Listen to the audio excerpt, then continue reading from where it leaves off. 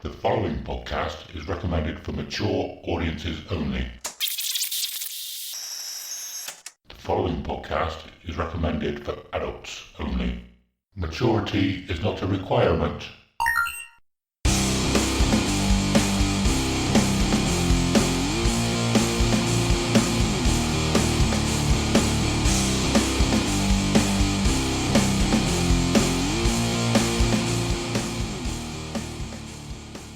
Hello and welcome to episode 45 of Dear Download, a podcast where we get to share our most intimate and treasured memories of Download Festival. We'll talk about each year, the bands we saw, the bands we missed, and everything else noteworthy that happened across the weekend. Also, we'll touch upon any news, other festivals, and the music industry past, present and future.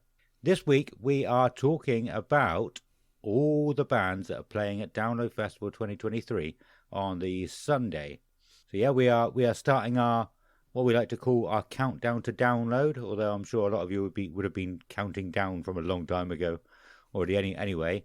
And we thought we'd start with a Sunday because we don't know what the hell Metallica are doing yet, so we thought we'd go backwards. And by the time we get to the Thursday and we talk about Metallica for the second time, we might have an idea of what their set is going to look like if they're doing anything special for it. So, before I say any more, I am Adam and I'm here with Simon. Hello, good day to you, Sir Sire. How are you?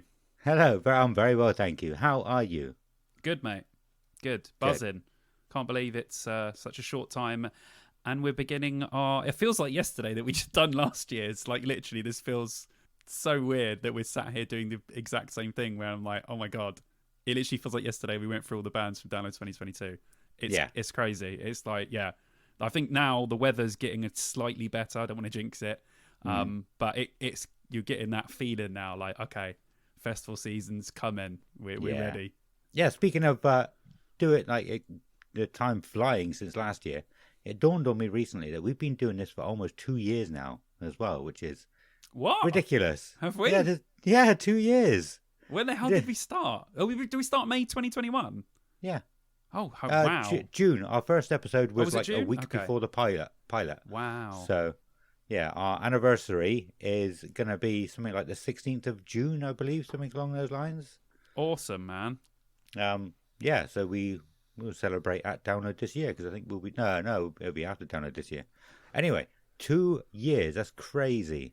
That is crazy. That is actually mad now. When you... that's you blew my mind last episode. You've just done it again. It's the thing you're going to do every episode now. But yeah, wow. Yeah, awesome. Well, at least we're still enjoying it. We haven't killed each other or had any arguments yet, so we're all good. Yeah. And we must say as well that at the time of recording, there is another announcement tomorrow.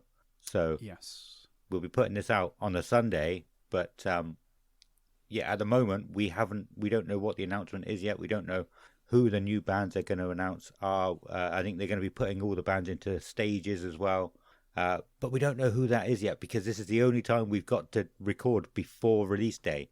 So yeah, that's okay. We're going to be talking about bands in general and stuff, and we'll go through all of that. If Adam doesn't stick a little snippet in this episode, we will go through it all next time at the beginning of the show. Just quickly talk through it and then go through what else we've got to go through. So yeah, it's cool. I'm looking forward to it. Like, when they put up that big 50 days and they said there's going to be an announcement and stage splits and stuff, it was like, wow, okay. Phew. We're getting down to the nitty-gritty time now, so yeah, awesome. Yeah, and I saw one of the best responses to that 50 days, because it was the first thing I thought of as well. Someone said, "It can't be only 50 days. I'm still fat." I thought that's exactly how I thought. I'm trying to lose it before the summer. I'll lose a bit of it. I've definitely put it on since I'm not walking as much as I used to for my job. Oh, I can't tell looking at you. That's because the camera's not facing down, but I do have a... It's like you for your stag do, you said about we should do a fancy dress wrestling theme. Wrestling, yeah. And my immediate thought was, well, I can't be someone who just doesn't wear a top. And is there any wrestlers you can think of that have a beer belly? Yeah, like I said before, all the wrestlers in the 80s had roid bellies, which was too many steroids, and they got a big old belly. So you're fine. You could just say it's roid belly. Don't worry about it. Yeah. Well, I was originally thinking about going as King from Tekken because he was a wrestler. I thought that was cool, and then I looked at some Nice. pictures just to check, and he was like, he's so muscly, and I was like, oh, I can't do that. I can't do that. The best thing about fancy dress, though, the best fancy dress like ones are the ones where the person's body doesn't look like the person, but they're still dressed like the person. Like when someone, it's like I said, with karaoke. When you can sing really well and you do karaoke, it's shit. Because it's like, it's fun when people can't sing. That's what makes it fun. When people actually look like the people, it's cosplay. When people don't look like the people and are dressing up fun, it's fancy dress. So that makes fancy dress better. Otherwise, you're just cosplaying, which is great, but it's not fancy dress. Fancy dress is supposed to be funny. So that makes it better, actually, that you would just be in this tight little wrestling outfit. It would be great. Just pants. Pants and boots. Yeah, do it. But yeah, speaking of that, we weren't planning on talking about this, but there is usually a fancy dress at Download, isn't there? Yeah, of course. They haven't announced what it is yet. Last year it was the amazing new metal day. Oh yeah. Not many people needed to get anything specific for that. They just you dressed up, are you? No, it's just my normal clothes. Oh, nice costume. No, I wear these every day. But do you have you ever done any of the fancy dress? I've never done a fancy dress. Not a Download. I enjoy doing fancy dress. I love like costume parties and stuff like that. But I haven't ever done it at Download. I just like This is the thing, right? Like, there's so much stuff happening. Like, there's so many things to be stimulated by at a festival already. Yeah, and I like to show off my band t-shirts, so because I get that sort of band t-shirt competition with people, and I get massive band t-shirt envy at Download. I walk around and go, "Oh my god, that shirt's so nice! Oh my god, that shirt's so nice!" And then I know which shirts I'm going to buy over the next year because I see someone wearing something really, really nice. So yeah, I like to show off the gree bonus rather than skipping a day and doing fancy dress. I could do that somewhere else. But I like that. I like walking around down and seeing people dressed up because it's fun. Yeah. So I like it. I like to see it, but I don't do it. But you never know. Maybe one year. Yeah, I think one of the biggest or most popular themes is like the glam bands, like Kiss or Steel Panther, and I don't want to wear clothes that tight, so I don't participate. Lycra spandex fucking trousers, seal the package. You got to do you've got to do a Spinal Tap there, and you've got to stuff a cucumber down there. Yeah. Otherwise, it's just got this tiny little package. That's embarrassing. Might have to do that at your stag do, because I'm going to have tight trousers. Mate, there's socks going down mine. You watch it. The ladies can be like, "Wow, he's a big boy." No, I'm not. Is that deodorant in your pocket? Yes, it is. Just a Lynx can. It's got that edge as well. Whoa, he's got a really weird shaped penis, this guy. Someone taps it and it goes off. Whoa.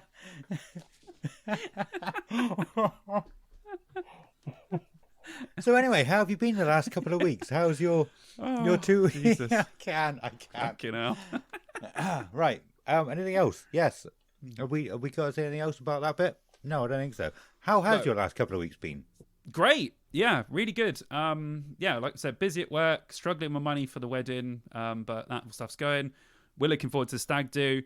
Slam Dunk is, month and a bit away, so obviously that's a couple of weeks before Download.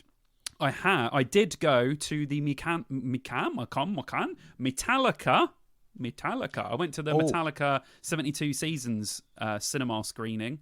So that was cool, something different. Really liked it, really enjoyed it. It was such a good vibe in there. Literally a cinema of greebos. And everyone was everyone's rocking out to all the songs and clapping and cheering after every single track. It was a really fun way to experience the album. I'm really, really glad I did it. It was only 25 quid. Money's tight at the moment, but my best mate Carter paid for me. He felt sorry for me recently. He's like, "Don't worry, but dude, don't give me the money. I know you haven't got a lot of money at the moment." I'm like, "Oh, thanks, dude." But it was great. It was really good fun. We had some wine. It was very tasteful. because we were all driving. So I had a glass of wine, and then we enjoyed Metallica. But yeah, it was good. It was good. It was them talking about the tracks in between. Then they had like visualizers. So some of the tracks had like CGI visualizers. Some of them had music videos. But it was like really the old good. Windows player. Yeah. Some of them actually had different artists and different ones. There was one that looked like an Atari game. There was one that was like a really weird 2-bit picture that just scrolled down with all this different stuff on. And then some of them were proper music videos with Metallica in. But yeah, I thought it was really cool. I hope whoever else went enjoyed it. But it was good fun. And also, I went to Limp Bizkit on Monday at Wembley. Nice. And it was incredible. Was it? I mean, yeah, Bizkit have always been excellent live. They'll never disappoint. They'll always get the crowd going crazy. It's just the type of music that it is. And it's weird that I saw them at the exact same venue in 2001. Really? And then obviously I saw them this Monday. It was just as good, if not better, than seeing Limp Bizkit right in their prime. The place was absolutely packed. The crowd were absolutely going mental. Like 5 pits at all times, whole crowd going crazy. It was like it was one of the best gigs best big gigs that I've been to in a long time. I hadn't seen Bizkit since 2013 when they played the second stage at Download, and I always thought I fucking love Bizkit, but I'd forgotten how much they can get a crowd to pop. And guess what? I'm standing in the hallway, having a little vape, standing there with Vicky, and guess who walks past me? Mr. Andy Copping. No, really? Yeah, walked straight past, spoke to the security guard, and went into one of the doors. So I don't know if that spells out anything for Download. I know they are doing a Gunnersbury Park show, which Live Nation are probably involved in, and I'm sure Andy Copping might have something to do with that. So I'm not saying it's like a tip of the hat to say they might play Download, but it's definitely a possibility because Andy Copping literally walked right past me. So always a possibility that could be a sign that they're playing Download, or he has something to do with the that they're playing a Gunnersbury Park show. It'll be like, I don't even know, 50,000 people. It's going to be nuts. Unfortunately, I can't go to that because it's on Bloodstock weekend, which sucks. But oh well, that's all good. But I recommend if you can't go to Bloodstock, go to London and see Limp Bizkit and Pendulum, because that will be wow. Like, that will be really, really good. Yeah. So yeah. Anyway. Yeah. Bizkit were amazing. Really good. The new song sounded great. Old song sounded great. They looked like they were having so much fun. It was just brilliant. It was just great. It's just good to see bands like that still being as good live. They played a really great set, loads of deep cuts. It was hugely Significant Other favourable. They played about 8 tracks from Significant Other, a few from Chocolate Starfish, and then they just played a bit of everything else. It was really, really good. Awesome. Oh, that sounds good, man. I've never been to a Limp Bizkit gig, like one of their own gigs. I've only ever seen them at festivals. Yeah, they're good at festivals, but I think, I mean, they always get the crowd going, like I said. But at their own gig, I mean, everyone's there for Bizkit. You know, they really do literally tear the place apart. So it was great because it was like, I don't know, it reminded me of a real old school vibe. Like, I barely saw, and I'm not complaining about this like an old person, but I barely saw anyone with their phones out. People were just taking pictures, putting them back. No one was standing there filming the whole gig.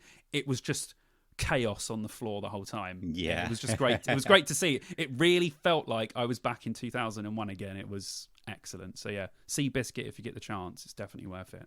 Nice. Going back to, there's a couple of things I wanted to pick up on that, actually. Let's stick with the Limp Bizkit and Andy Copping. So, I mean, I want to talk about this new announcement that's coming tomorrow. But when people hear it, it's going to be old news. Well, not old news, but they'll know exactly what's on it. But we don't know what's on it yet. And I kind of want to really speculate and talk about it and try and think what kind of bands it will be. But I also don't want to bore people if it's already out. But anyway, so this type of announcement is usually very small bands or much smaller bands than you would expect. A lot of bands that a lot of people wouldn't have heard of, just to sort of fill out the lower parts of the lower stages. But I mean, looking at the lineup though, we got a lot of that already on a lot of the days. So I mean, not the Thursday, but I think that's going to be a half day or only a couple of stages. But looking at the others, there are quite a few bands. I do think you're right. I think a lot of people go, oh my god, there's going to announce like 15 huge bands, and they'll announce like 2 or 3 big bands, and a lot of them will be medium to small bands. So I think you're right there. That will download history tells us that's the case. That's what it normally is. Yeah. But yeah, like you said, everyone's always hoping for the bigger bands. Everyone's going like, "Oh, do you think you could get Foo Fighters? Do you think they could get someone like Limp Bizkit, Papa Roach?" But then is always disappointing. But it's sold out, and so they might be trying to get a few. Well, they're my two. You've just said my two on the wish list. My wish list 2, which are possibles, are Limp Bizkit and Papa Roach. I would just love to have Papa Roach back at Download again. But like I said, I've said this to people before.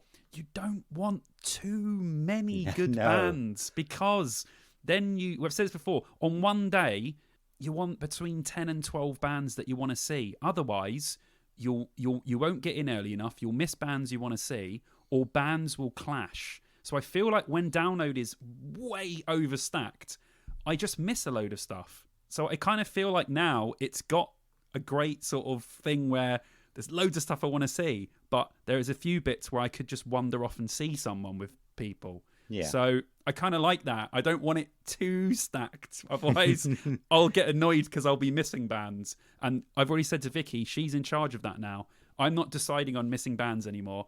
I get 2 bands. I say to her, which band do you want to see? That's who we go to. Nice. I've taken myself completely out of the equation with that now, because otherwise I'll just kick myself. So now I'm like, what do you want to see, babe? Okay, let's go see them.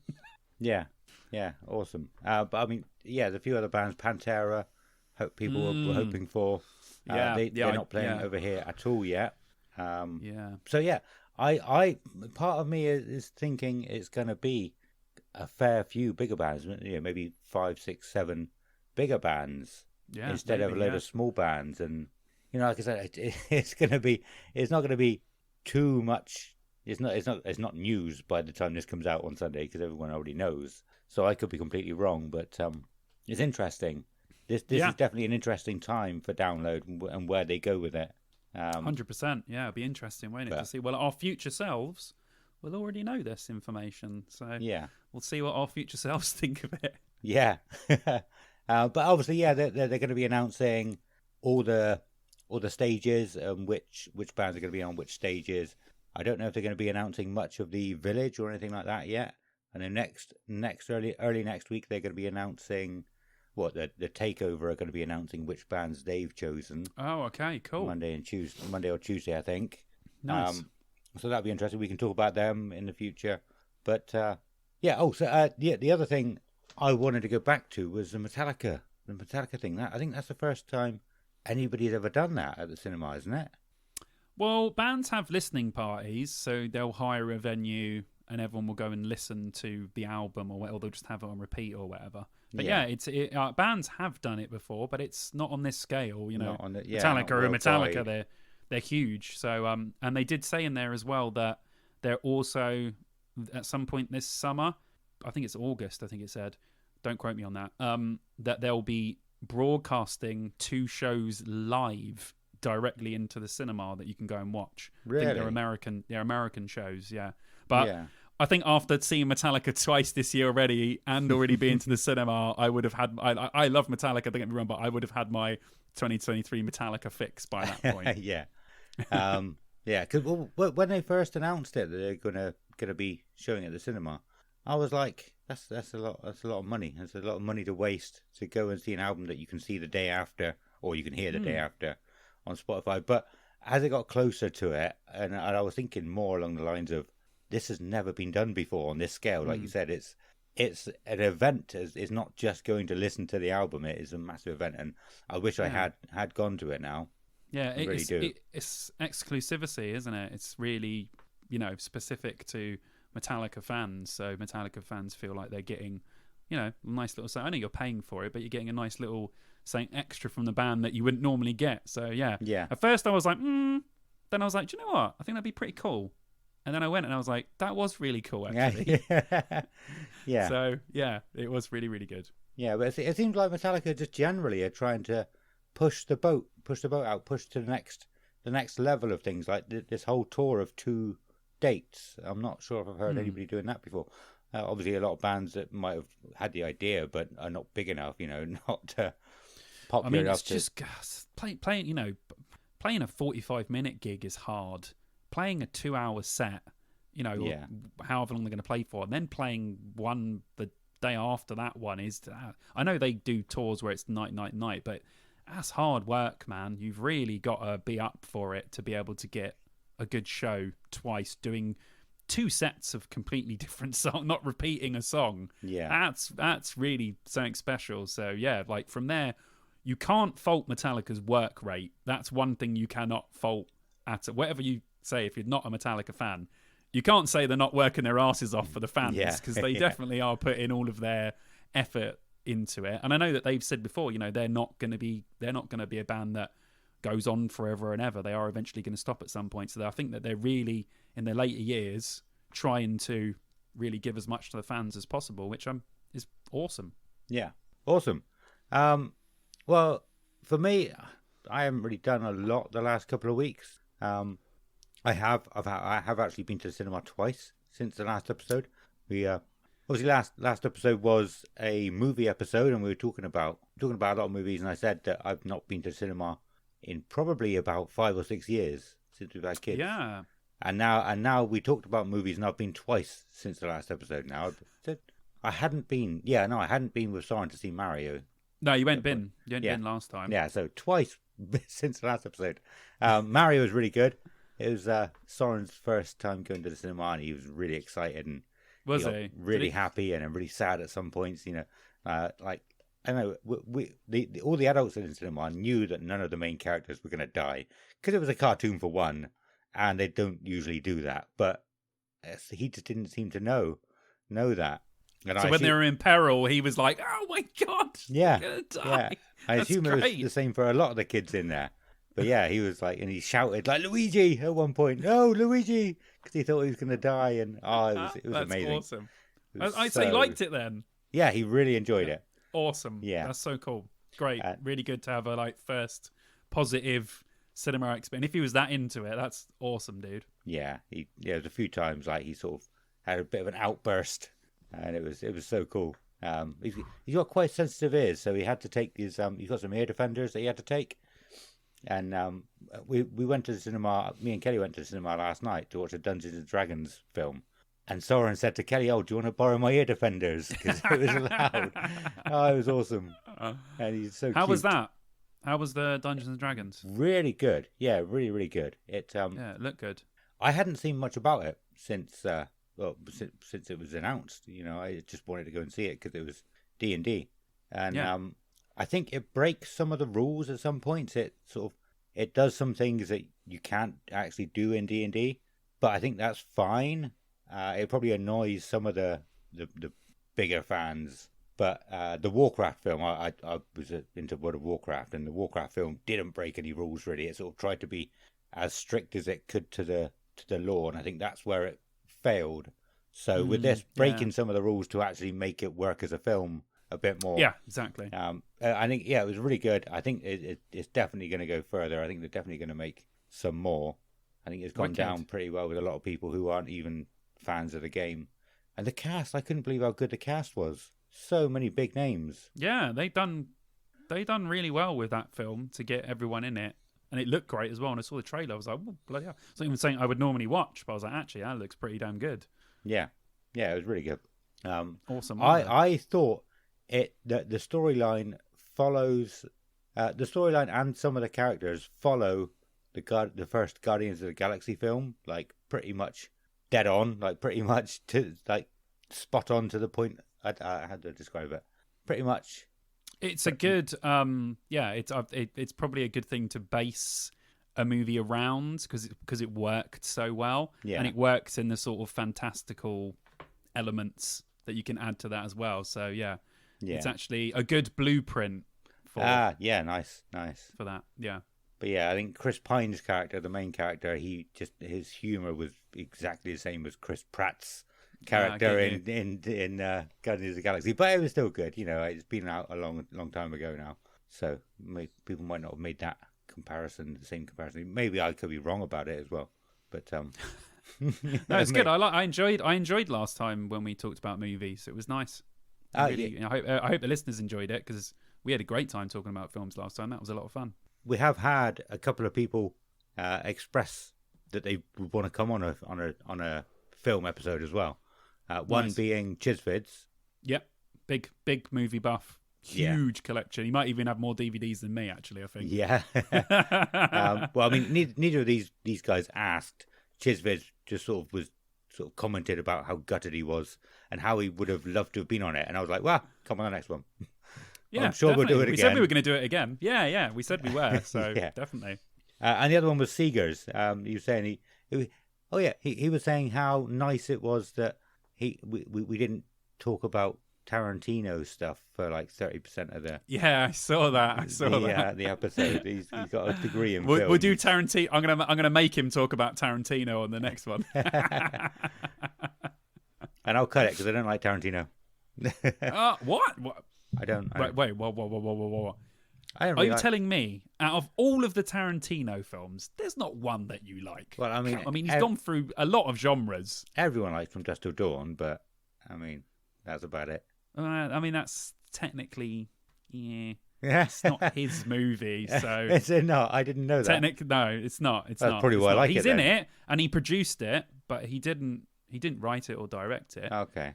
So he might have. I'm not sure if he had a writing credit on it, but it definitely doesn't count as a proper town. It's in the mix, but it's not the same. So yeah, we'll have to find one that you like from the actual. I mean, there's way more that there's only one Tarantino film that I'm not that keen on, but it's still by far not a bad film, which is Jackie Brown. It's okay. It's decent. I like it, but it's my least favorite Tarantino film. But there must be one that you like. They're all so different. Yeah, he's got a western. He's got spaghetti western. He's got a thingy. He's got ones about gangs. He's got ones about random stories. He's got ones about a woman trying to get revenge on everyone, killing each other. I mean, there must be one that you like. Kill Bill. Okay, that's pretty good. Yeah, yeah. No, we'll see. I remember Jackie Brown coming out, and it was when we had a Woolworths here, and it was just a wall of Jackie Brown. It was really popular at the time, but no, I've never seen it. I've seen a few. Yeah, I've seen a few. But watch a couple, man. I don't really want to. I don't. Maybe I will. I don't know. We are watching a lot more films at the moment, so it's nice. There you go. But yeah, like I was saying, so Seegers, he said he's got a degree in something to do with movies, and so he's listened to a lot of podcasts and a lot of things to do with movies, and most of them do talk about Tarantino. Probably a bit like how we all had to learn about Shakespeare in English. It was my guess. Well, I mean, he's one of the ones. Like, his style is so him, and he's been so big and so influential. I mean, if you're talking about directors, you can't not talk about him. It's just you have to. So I understand that. But yeah, hopefully everyone enjoyed our analysis of movies because we've never talked about them on this kind of format before. Like music, we've kind of built up how to talk about it, but with films we kind of just jumped in where we were like, okay, this is what we're doing now. So hopefully we've done a good job of actually explaining films to you guys, especially if there were ones that you liked that we said as much about that as we possibly could, because it was I listened back to a bit of it. I was going to listen to this episode, see what it was like, and it's just the way you just go pitch black, just like and I said it was like a cold open. It was just bang straight in. That made me crack up, man. I was laughing. Good. Yeah, like I said, I hope it entertained a lot of people listening as well. Should I just say something quickly? I just want to say, everyone in the Discord, I love you, because I love the Discord and I love all you guys. And if you're listening to this podcast, I love you. But I'll love you even more if you join the Discord.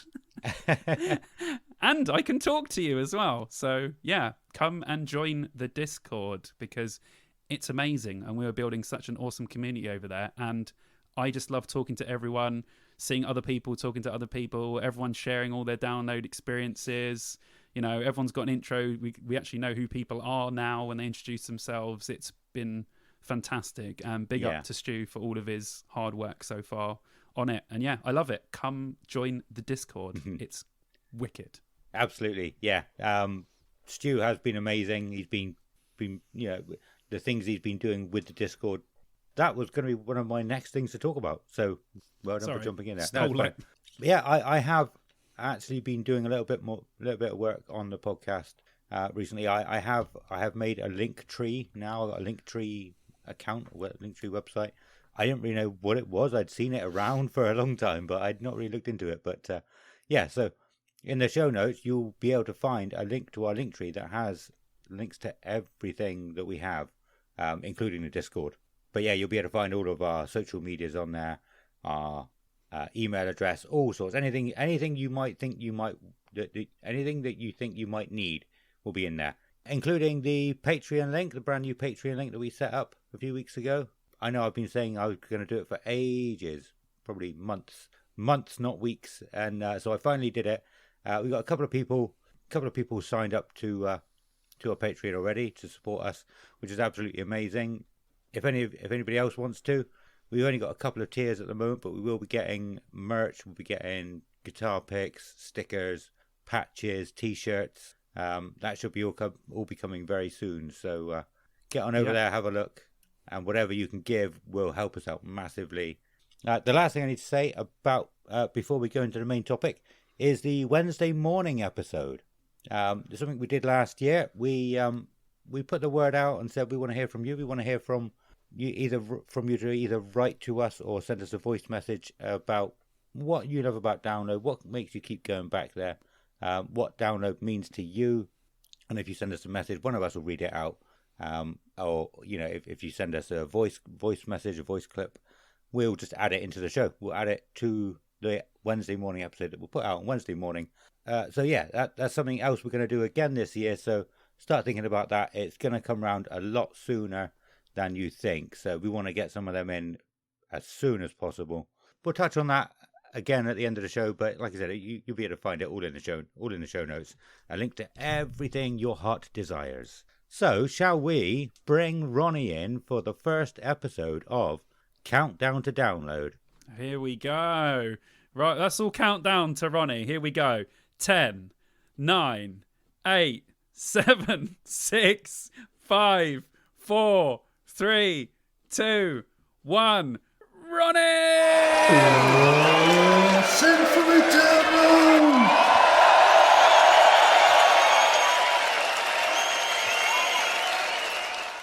Thank you, Ronnie.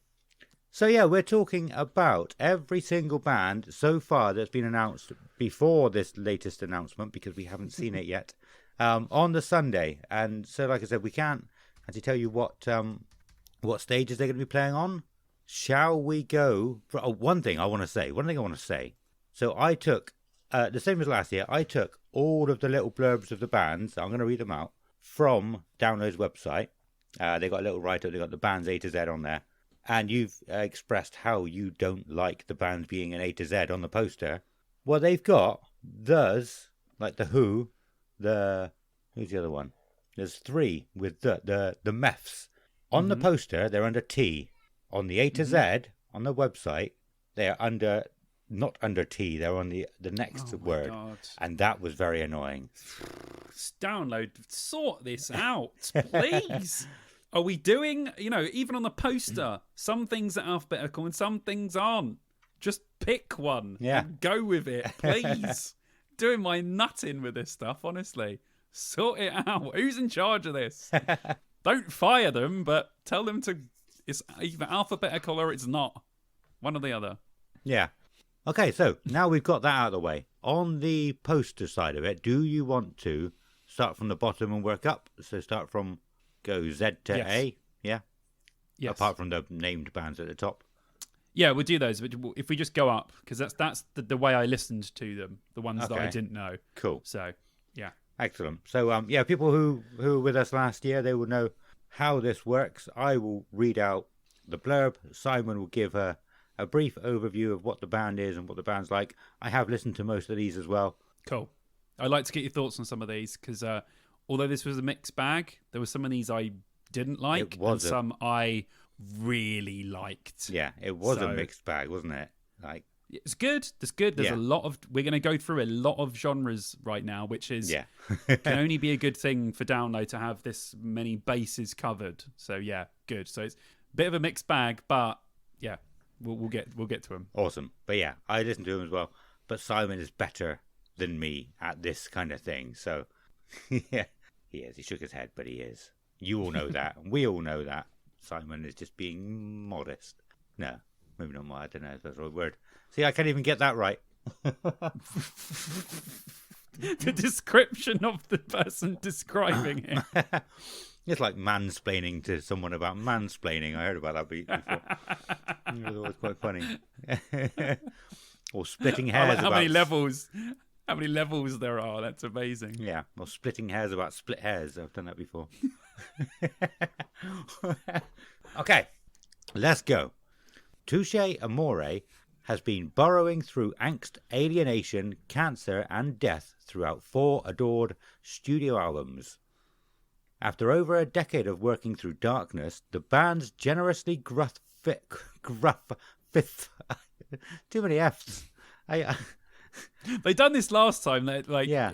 For anyone that did listen to the last download review, these band descriptions, sometimes obviously the bands write them, and I don't know. No one obviously proofreads some of these, and they put words in where they're either really difficult to read or they just make no sense whatsoever. Yeah. So bear with Adam, because legitimately some of these are really hard to read out loud. Yeah.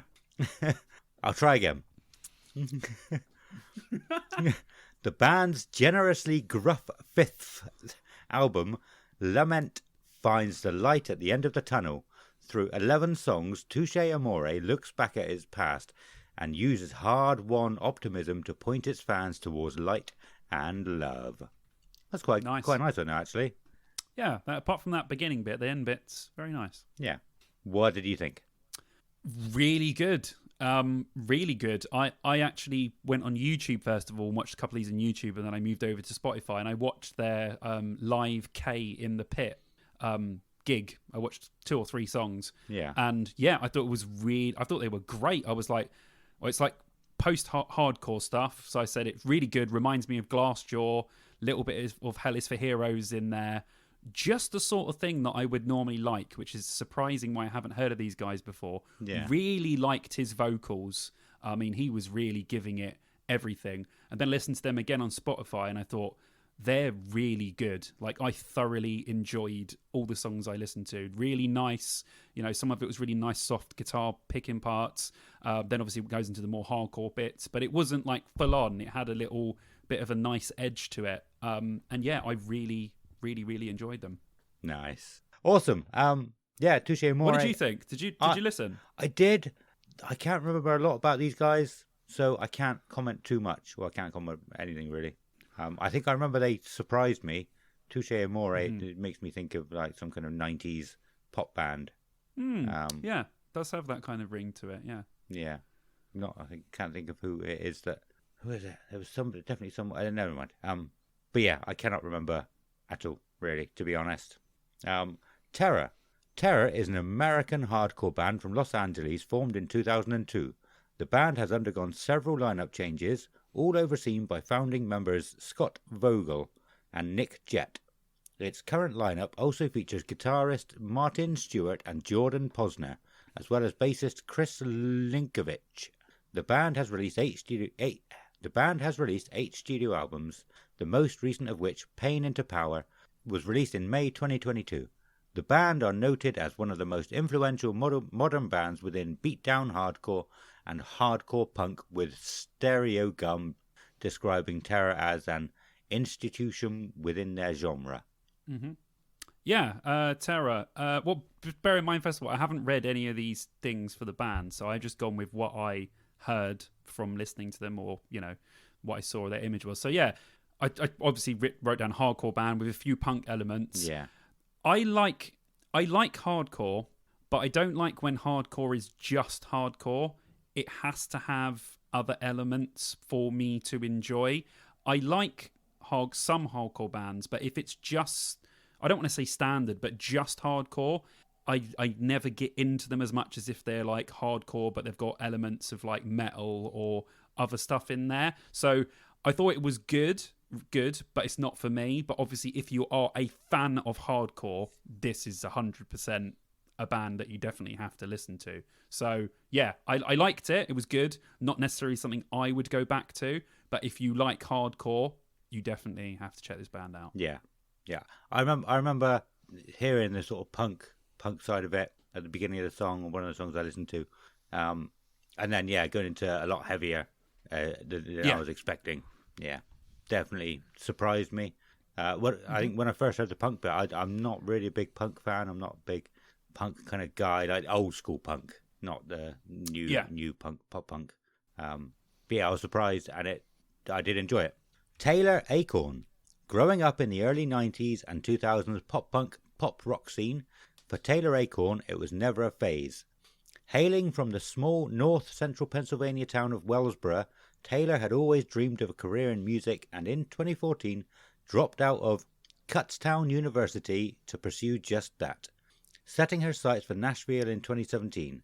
Since then, she has gained the attention of many emo pop-punk bands with her newly rendered versions of their songs. Covers aren't the only thing that she's been grasping the attention of fans, though, with her infectiously relatable releases to Do That Again, In My Head and Shapeshifting. Taylor is now leaving her own footprint in the pop-punk community, giving her fans a place to feel safe and to feel heard. By tackling tough subjects such as mental health, by sharing her own personal struggles, she wants to give her listeners a space where they can feel free and vulnerable, a place where healing is accepted no matter who you are or where you've come from. Yeah, well, I thought it was interesting. It's not the sort of thing that I normally like, but I did write down Avril Lavigne style pop punk. So obviously it's pop punk with a bit of a message to it as well. I think if you like especially female-led pop punk or any sort of pop rock stuff, especially, a lot of the modern bands are going in that direction, especially the really, really young bands. I think you would like it. Not my sort of thing, but I respected it for what it is, and I can see that all of the titles and songs that she's got, she's obviously trying to go a certain way and, to speak about things that are considered to be taboos in her music. So yeah, I thought it was cool. Not for me, but if you like pop punk or, Avril Lavigne or someone that's got a bit of a deeper message to their music, yeah, definitely would be for you. Yeah, it was an odd one for me. First listen, Taylor Acorn, I thought it reminded me of just pop music. I thought along the lines of Kelly Clarkson, but I think it takes me a few more listens to actually hear all the elements in the song. I only had a couple of listens to, I think it was Shapeshifter, and the second listen I could definitely hear more of the rock elements coming through. So it wasn't just like this weird pop artist at download. Yeah, it's not just a big pop artist. It's alternative. yeah, it's alternative. Definitely, it definitely belongs. Well, the metalers wouldn't say it belongs on a download lineup, but it belongs on an alternative lineup. Definitely, yeah, has that edge to it. Yeah, Soul Glow. Soul Glow is an American hardcore punk band from Philadelphia, Pennsylvania. The band is composed of Pierce Jordan, Gigi Guerra, and TJ Stevenson. The band has been described as a mix of hardcore punk rock, and rap rock. I had to take that from Wikipedia. There wasn't anything on the website. Oh, I think I said last year, didn't I, that I found that it seems like Download take most of their blurbs from Spotify. So if a band haven't got anything on Spotify, there's nothing on the website. So there's not much to go on there. But what do you think? Yeah. Very, very interesting. At first, I couldn't get a hold on the vocals, whether I liked them or not, because they were very weird. Sometimes they were very scattered, sometimes they were very fast. But then I realised that the guy's vocal tone reminds me a lot of when Jared from Head PE, when they do what they call G-Punk. It reminds me of that kind of Sub-Noise Records, like LA kind of Orange County style punk stuff.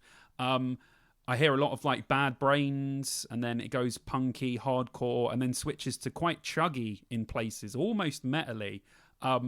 I really, really liked it. After a couple of songs, I was like, this is excellent. And from what I've heard, apparently they are incredible live. And a lot of people, I read a lot of comments on YouTube, people saying that these guys are really sort of pushing modern punk. They're one of the like really young, up and coming sort of modern punk bands. And everyone's very excited about what they're going to do. So that made me excited about them. And I really like them. and I've added them to one of my playlists. I thought Nice. that they were really good, very interesting, very different, and yeah, I really, really liked it. If I get a chance, I will check them out live. These will be one of the bands. There's a few on here, but this is definitely the bands. It's early in the day. If no one else is playing at the same time, I will go and see Soul Glow. They really intrigued me enough to go and actually want to watch them. Yeah, do you know what? I think I would too. Strange, similar with this band. I think the first song I listened to, and I listened to that one a couple of times, it was not their kind of style, not that kind of thing that they would normally do. I think it was a much slower song. It's just an odd song.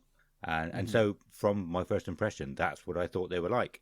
And then another one came on today, and it just blew me away. And I was like, "What? This is not what I thought the band sounded like." And this is something else. Again, I said a few episodes ago. Sometimes, just from one or two listens of a band, you don't get their feels. Bands do different types of songs all the time, so you got to Exactly. Yeah, you got to like you said, like you might listen on Spotify, and the top 2 songs might be the slow songs. Yeah. But the whole rest of the album is nothing like those 2 slow songs that have been bumped up or wherever they are. So yeah, I feel like that's a good thing to do, is kind of have a listen to a few, because you'd be like, oh, wait a minute, because I've done that with loads of bands. I've been like, okay, so they're like a slowy rock band, and here's the next one, and it's like metalcore, and you're like, wait, what? Is this the same band? So yeah, totally. Yeah, I get that. You can't.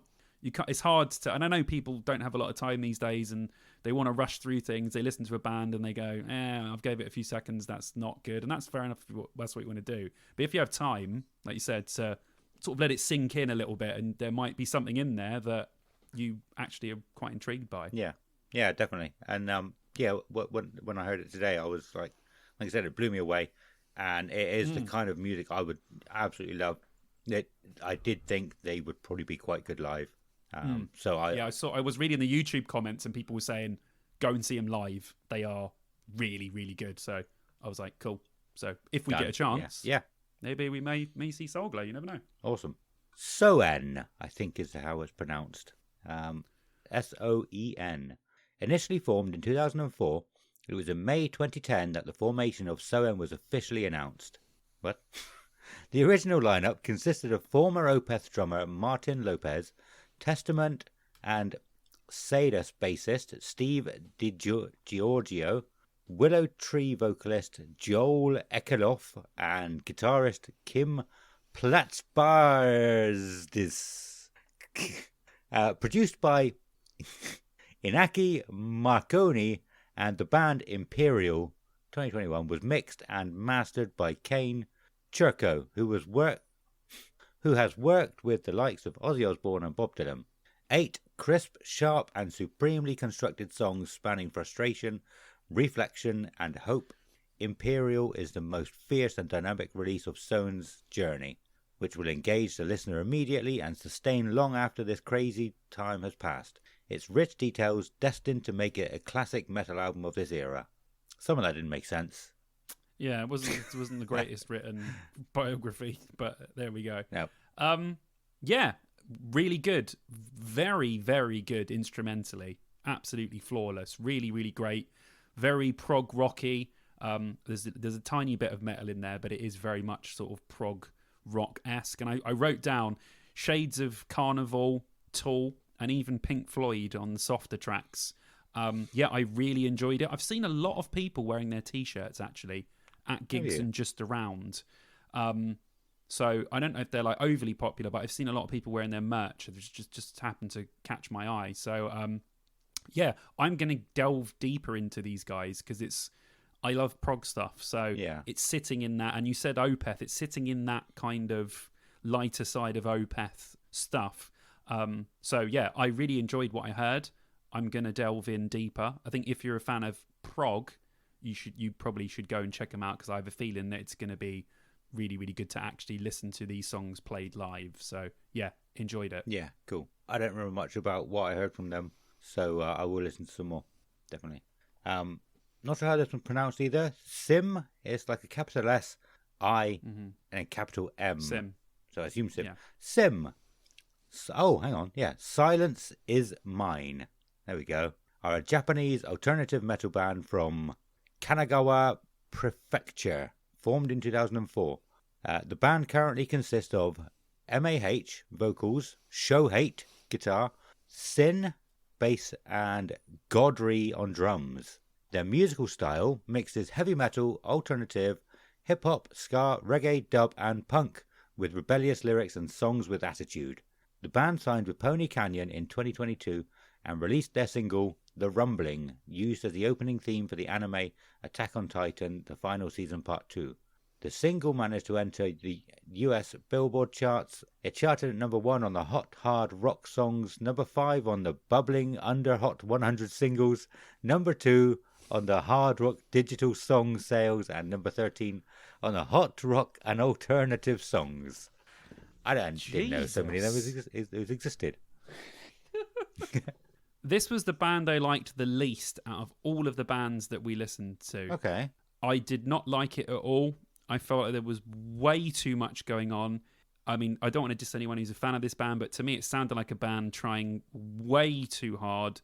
Sometimes they're singing in Japanese, sometimes they're singing in English. The melodies were just horrible. I don't normally dislike stuff, but it was...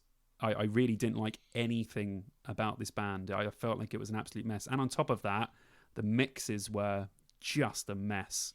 It was, yeah. I listened to 3 songs, turned them off very quickly after that. And unfortunately, I will not be going back. I did not enjoy this band at all. That's my personal opinion. But I thought that it was just a mess. Wow. But that's just me. It really isn't very often we hear anything like that from you. So... yeah. Wow. Yeah, literally. I was just like, those are horrible chorus melodies, the vocal lines. Didn't like the mixing of the 2 languages. It was only in 1 song, but I just didn't like it. Yeah, didn't like the melodies, didn't like the mixes, didn't like the guitars. Thought the electronic elements were just, didn't like any of it. It sounded like a mess to me. Yeah. But that's just me. I think I remember liking this band a little bit. I can't fully remember why. But I think, a couple of songs I listened to, I didn't make notes.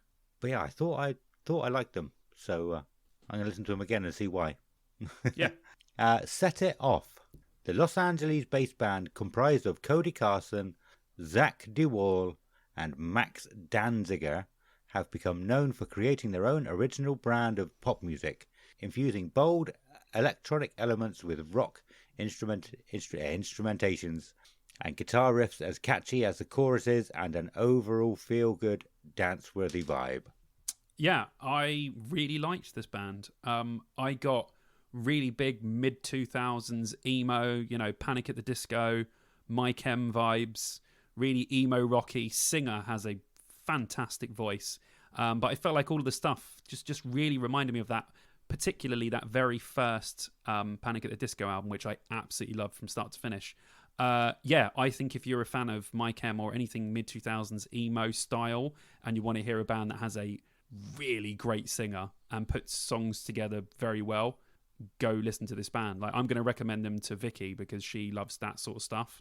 And I think that anyone that loves that mid-2000s phase of, emo and rock stuff would dig this band big time. And I saw some of their songs had like 13 million listens. I was like, really? Wow, they must be doing really well for themselves. But yeah, they were really good. They really surprised me. I thought they sound fantastic. So yeah, I enjoyed it. Awesome. Yeah, I wasn't really a big fan of the early 2000s like emo phase, but I really like this band. I really like them a lot. If you went back to the first Panic album, I think you'd like it. If you like this, it's basically exactly the same. I never listened to that album, to be fair. Yeah, I think I had Fall Out Boy's first album, and that was about it. That's a good album. Yeah, very good. But yeah, I don't know what it is about Set It Off. I think they were one of the first bands that I heard of from the second announcement, or I heard a song from the second announcement, and straight away I absolutely loved that song. I don't remember which song it was at the moment, and I've heard them a couple of times since then, and both times have been like, yeah, there's a really good, like, it's just sort of concreted my thoughts about them. Nice. Palais Royale, equal parts Britpop, glam rock, and art pop, and art punk even. Palais Royale have amassed over 500 million streams throughout their career and earned a legion of cult-like fans with their adrenaline-fueled rock and roll circus. The band recently released their 4th full-length Fever Dream Yep, meant to be album there. The fourth full-length album, Fever Dream, which emerged from a much-needed break in the chaos. Returning to their roots and composing most of the album on piano, equal parts ecstatic head rush and in-depth meditation on the state of the human psyche, probably. The result is Palais Royale's boldest and most visionary body of work to date. Yeah, I liked this. Again, it wasn't what I was expecting. I don't know why I had them in my mind as like some sort of emo metalcore band, which they definitely aren't. Again, probably getting confused with another band somewhere. But yeah, I thought they really sounded like they had an Arctic Monkeys vibe about them, which I thought was really, really cool. It reminded me of that, 2000s sort of indie rock stuff, kind of going on to the sort of rock and roll kind of stuff. But I really liked it. I thought the vocals were really, really good. It really reminded me of that sort of stuff, being in the club, listening to the Killers, Arctic Monkeys, all that sort of stuff. I really liked it. I thought it was really good, really, really well put together. Good vocals, really good. I could, if no one else is on, I could see myself again watching them. They are so big, which is great. Yeah, I really, really liked it. Yeah, I mean, I never knew how big they were. I think they're a band that I've heard of before, but one that probably just left my memory, or evaded my memory for a long time now, because they have been around for a while, haven't they? I didn't say there. I think they must be. If they almost 500 million. Is it 500 million? It said something like that. Anyway, I wasn't a fan of Palais Royale. Not my kind of thing. I can't put my finger on why. I don't really remember at the moment, to be honest. Okay. Yeah. Mod Sun. With a career spanning over a decade, very few musicians have accomplished what Minnesota native Mod Sun has. With the release of 4 albums, 3 EPs, 6 mixtapes, and more than 100 songs, he has amassed global recognition and widespread industry respect. Mod Sun, which stands for Movement on Dreams Stand Under None, started out as a drummer for 2 popular punk rock bands in the early 2000s, 4 Letter Lie and Scary Kids Scaring Kids. I've heard of them, I think, yeah, definitely heard of them. After several years of national and overseas touring, he decides to step out from behind the drums to pursue a solo career. Within his first year, he landed a spot in Rolling Stone's coveted national cover contest, Do You Want to Be a Rock and Roll Star?, where he was a semi-finalist. And you did that. Mod Sun. No. Mod Sun, yeah. Like modern emo rock stuff. It kind of reminded me of what Machine Gun Kelly's been doing recently, with his kind of, pop punky emo kind of stuff. I thought it was okay. It's not the kind of thing that I enjoy at all. It's well out of my wheelhouse, but I can see why a lot of people like these modern sort of solo artists. A lot of people now are deciding to go solo, make it about them rather than about a whole band. I can see why. He's got a cool image, looks really cool, so I can see why he would be doing so well. But yeah, not for me, but I think if you like anything sort of Machine Gun Kelly or any of the new artists that do go solo and play the emo rock stuff, you'll probably be into Mod Sun, I would have thought. Awesome. I don't think I listened to this. I put all the bands playing, I put a couple of songs in a playlist and listened to it most days just on random over the last sort of week. But I don't think they ever came on. Or if they did, I didn't pay enough attention to actually look and see who it was. I probably should have. But no, I don't ever listen to them. Cool. The Meths. Since exploding onto the East Anglian UK scene in 2019, the Meths, aka Lily on vocals, guitar, and Lewis on drums and backing vocals, have built up a reputation as purveyors of frantic punk bangers and an absolute must-see live sensation. My notes literally say, the Meths, modern punk, female vocals, was okay. I think that's about what I thought of them. Yeah. I noticed they were punk. Like, I thought it was fine. There was nothing wrong with it. There was nothing that grabbed me. I just thought it was a standard punk band, which is fine. Yeah. Yeah. Cool. Okay. Here we go. Lorna Shore. For Lorna Shore, their determination and grit are paying off massively.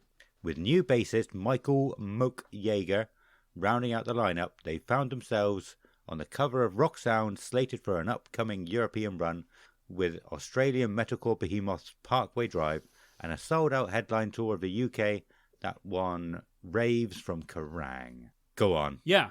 I mean, everyone knows I've already gushed about this band enough, but I think that to see a deathcore band doing so well and doing such huge numbers, but still being so unbelievably heavy is amazing. Now, I know that their new stuff is I wouldn't say lighter, but it's a little bit more on the sort of listenable side than their older stuff was.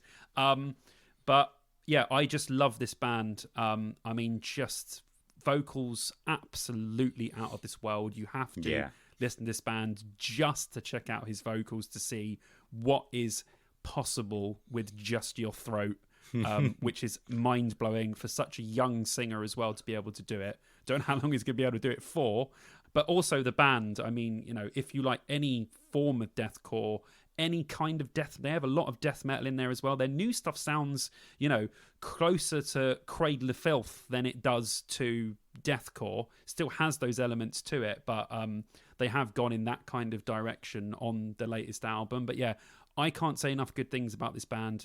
They're really sort of flying the flag for proper heavy music and getting a lot of people into that kind of stuff, because I know deathcore is quite difficult for some people to listen to. But I will vouch that they are unbelievable live and a must watch if you're a fan of any type of metal, because I can guarantee you will be there headbanging and you will be like, holy hell, this guy's making those sounds with his mouth. Like, I thought Danny Filth made some incredible sounds, and even though he is unbelievable, this guy is on another level when it comes to vocals. So yeah, go and check him out. Let's get as many people into deathcore as possible. Yeah, they're playing the main stage as well. Wow. No, they're not. Actually, we don't know that.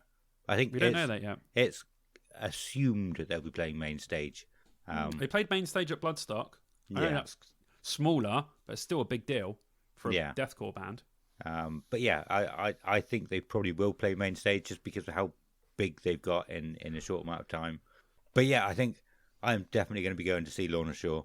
100%. Generally not my kind of music, but it's like you said, I've listened to them a fair few times over the last few months, year or so. And today they just blew me away all over again. Like I don't know what song it was I was listening to. And just like you said, the noises he makes, I was just like, this is insane. How is he doing that? But yeah, again, the music, it's just the way it chugs sometimes. It's just so nice. Yeah, so, it is good. Yeah, really good. Maybe their fans won't like me calling it nice, but it's not the best. It's really nice deathcore. But it was nice. Yeah, it was nice music. I like Lorna Shore because they're nice. Yeah, nice boys, nice music. I still really think you could probably go to a pub and say that we got this female solo artist called Lorna Shore. Do you want to book her?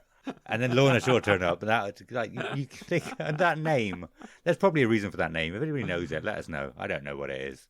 It'd be funny if they snuck in on the Reading lineup because someone thought that they were like a female solo artist, and you've got, you're like, yes, go get in the Reading lineup. Awesome. Joey Valance and Bray. Multi-genre producer, vocalist and writer, Joey Valance is blending elements of classic breakbeat, hip-hop, boom-bap, hardcore punk and other alternative genres in a strikingly refreshing way. Combined with the additional lyrical talent of vocalist Bray, the two have explosively launched into the into the alternative and hip-hop scenes with their high-energy antics, easily identified style and masterful use of social media. Interesting. What do you think? Yeah, this is my favourite thing that we've had yet on this. I spent the entire day listening to this band today. Really? Just on repeat. Like, I love old school hip hop, and this really gave me Tribe Called Quest, De La Soul, even though the vocals are more like Beastie Boys, like white boy rap basically. Wow. It's just incredible. I think that vocally, lyrically, unbelievable. Just reminds me of all of the great 90s hip-hop stuff that modern hip-hop is missing. I added about 10 songs to my playlist within 10 seconds of hearing the first 2 tracks. I was like, yep, get it on. Yes, I literally can't get enough of these guys. I love old school hip hop, and this just reminded me of everything that I love about old hip hop, only done in a modern style. They use like the old kind of, tweaky kind of samples and stuff, but then on some of the songs they use the more modern samples, a bit more boomy. But yeah, I loved every second of it, and I listened to them pretty much all day today on repeat. This is one of the best things I've ever found from listening to anything that we've done at Download, and it's not metal. It is alternative because it does have that Beastie Boys edge, and there are rock elements to the stuff, but it is very much grounded in hip hop. And I will try my hardest to go and see this band, because I have a feeling that watching these guys do this kind of hip hop live will be wicked. So if you like any form of hip hop, check out Joe Valence and Bray, because it's sick. Nice. Jasmine Bean. There comes a time in a nightmare where you force yourself to jolt back into reality, fearing the consequences of what lies beyond if you were to keep your eyes closed and enter the murky parts of your mind where only the most sinister things roam. Jasmine Bean represents that dark part of your psyche. If we have grown accustomed to carefree euphoria pop becoming commonplace in the charts, then prepare for everything to be shaken up. Jasmine is here, and they're about to fuck with what everyone is familiar with. Your thoughts? Yeah, I thought it was okay. Not my sort of thing. Again, this is outside of my wheelhouse, even though I will occasionally invite some things in. Reminded me a lot of Mindless Self-Indulgence. Very crazy, a lot of crazy electronic elements. I feel like her voice went from doing lots of mental stuff to doing some nice singing as well. So I felt like she was really she had a good vocal sort of range. But yeah, it was okay. It wasn't for me, but reminded me on the heavier side of Mindless Self-Indulgence. That's all I've got to say about it. Nice. I don't think I listened to much. Nothing sticks out anyway. The Who, or The Huh. Do you say The Huh? I think it's The Who. The Who. Okay. Mm-hmm. The Who, founded in 2016 in Ulaanbaatar, Mongolia. The Who, comprised of producer Dashka, along with members Gala, Jaya, Temka and Enkush, are a modern rock group rooted in the tradition of their homeland. The band's name translates to the Mongolian root word for human being, and their unique approach blends instruments like the Morin Kur, horsehead fiddle, Tovshur, Mongolian guitar, Tumur Kur, jaw harp, and throat singing with contemporary sounds, creating a unique sonic profile that they call Hunna rock. I probably butchered some of them. I might have done all right, though. I don't know. I think you've done the best you could. Double U's. Anyway. I do not like The Who. I just don't get it. Like, this band, everyone talks about this band. This band got really, really popular, like, really, really quickly. They've done songs with, like, tons of people. I just don't get it. I don't enjoy anything about them. It just doesn't... I don't know what I'm missing, but whatever it is, I'm missing it. Because I've tried to listen to this band on multiple occasions, and it just doesn't light my fire at all. I don't get it. I don't know what it is, what I'm missing. I don't know. I'm just not a fan of The Who. Yeah. Give me Doctor Who. Doctor Who. Mongolian throat singing was fun when it was on RudeTube 15 years ago. That's what it was called, wasn't it? RudeTube, presented by some guy just showing you YouTube videos. Oh yeah, I remember that. He was a popular guy, wasn't he? I can't remember who he was. But yeah, that was it. There was one massive Mongolian throat singing video that was cool, and that's as far as being cool Mongolian throat singing got, as far as I'm concerned. I don't get it. Like, I couldn't listen to them. A lot of these other bands, I would have kept on just to get through the song, just to go like, yeah, it might be all right. But every time these guys came on, I was like, I just want to skip this. I just want to go to the next song. Yeah, just not for us, I guess. Yeah. Oh well. I'm sure a lot of people watch them though, because they seem to be really, really popular. So if you like them, you crack on. Yeah. You crack on. Hawks. Hawks are an alternative metal band made up of Anna, Hannah, Jess and Julia. London-based but hailing from Greece, Wales, England and Italy, Our sound is made up of 4-part harmonies, drop-tuned heavy riffs, and progressive drums. We write songs about oppressive beauty standards, mental health struggles, violence against women, self-empowered, the tales of being a naughty gremlin, and much more. We write songs that we need to sing as vehicles of catharsis, love, and rage. Yeah, alternative metal. It was good. It's nice to see an all-female band, which is pretty cool. I will say I'm sure I've said this on here before, but I'm very, very fussy with my female vocals. There are certain tones I really don't, in singers in general, but specifically with female vocals, there are certain tones I don't like.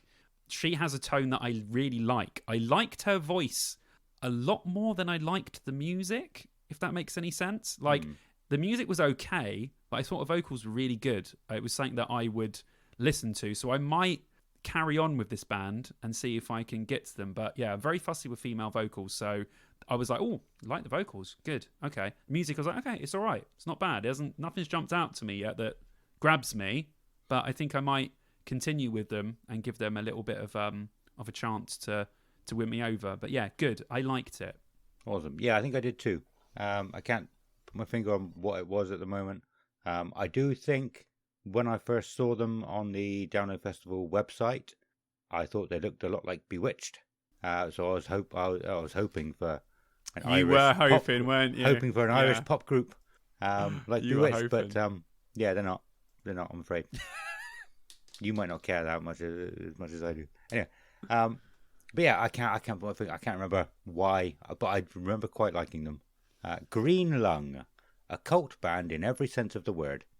Green Lung emerged from the heavy rock scene around legendary London boozer The Black Heart with self-released debut EP Free the Witch in 2018, drawing on a host of peculiar British influences from proto-metal iconoclasts Black Sabbath and Black Widow to the new wave of British heavy metal acolytes Angel Witch, Demon and Witchfinder General. There's two different bands. The band have swiftly risen to the forefront of the UK metal scene, wielding megalithic guitar riffs, psyched out organ squalls, and lyrics that celebrate the folklore, myths, and legends of Britain. They conjure the wild and witchy spirits of their forebears for a new generation. I don't remember much about them, but I like them from that right up. Yeah, I like that they mentioned the sort of witchy, has that kind of vibe to it. I got like the doomy Sabbath vibes from it, very doomy. Then they had a lot of sort of bluesy metal stuff, a lot like Down.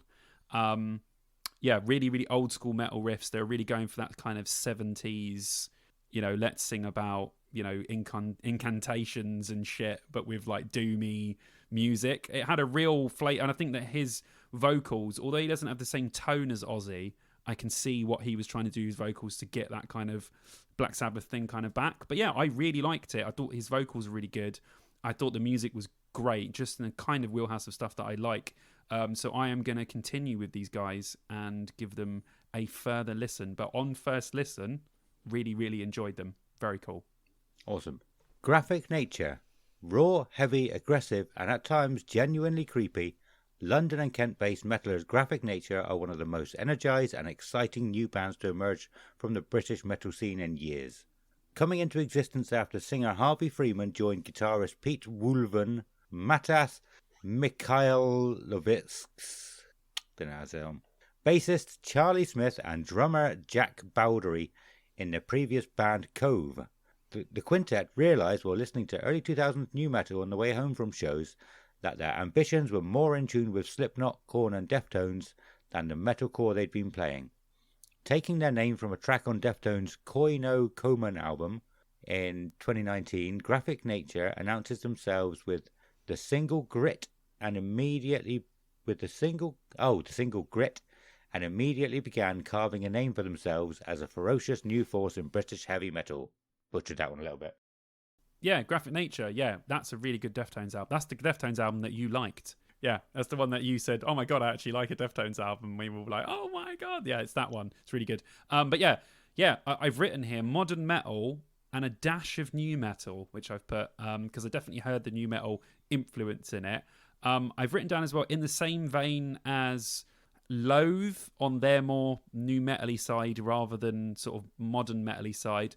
A little bit of Void of Vision in there as well. Lots of dislocated, down-tuned riffs. Had me headbanging. Like, Yeah. I was sitting there listening to it and I was going like that and I was like, do you know what? That's good, man. I like this. So Yeah. again, a lot is the same as Green Lung. I am going to delve more into these guys because from what I heard, I really, really liked it. They had loads of different elements of stuff that I like sort of rounded into one package. So yeah, I'm interested to see after a few more listens what I think of them. But yeah, first listens, really, really good. Nice. Awesome.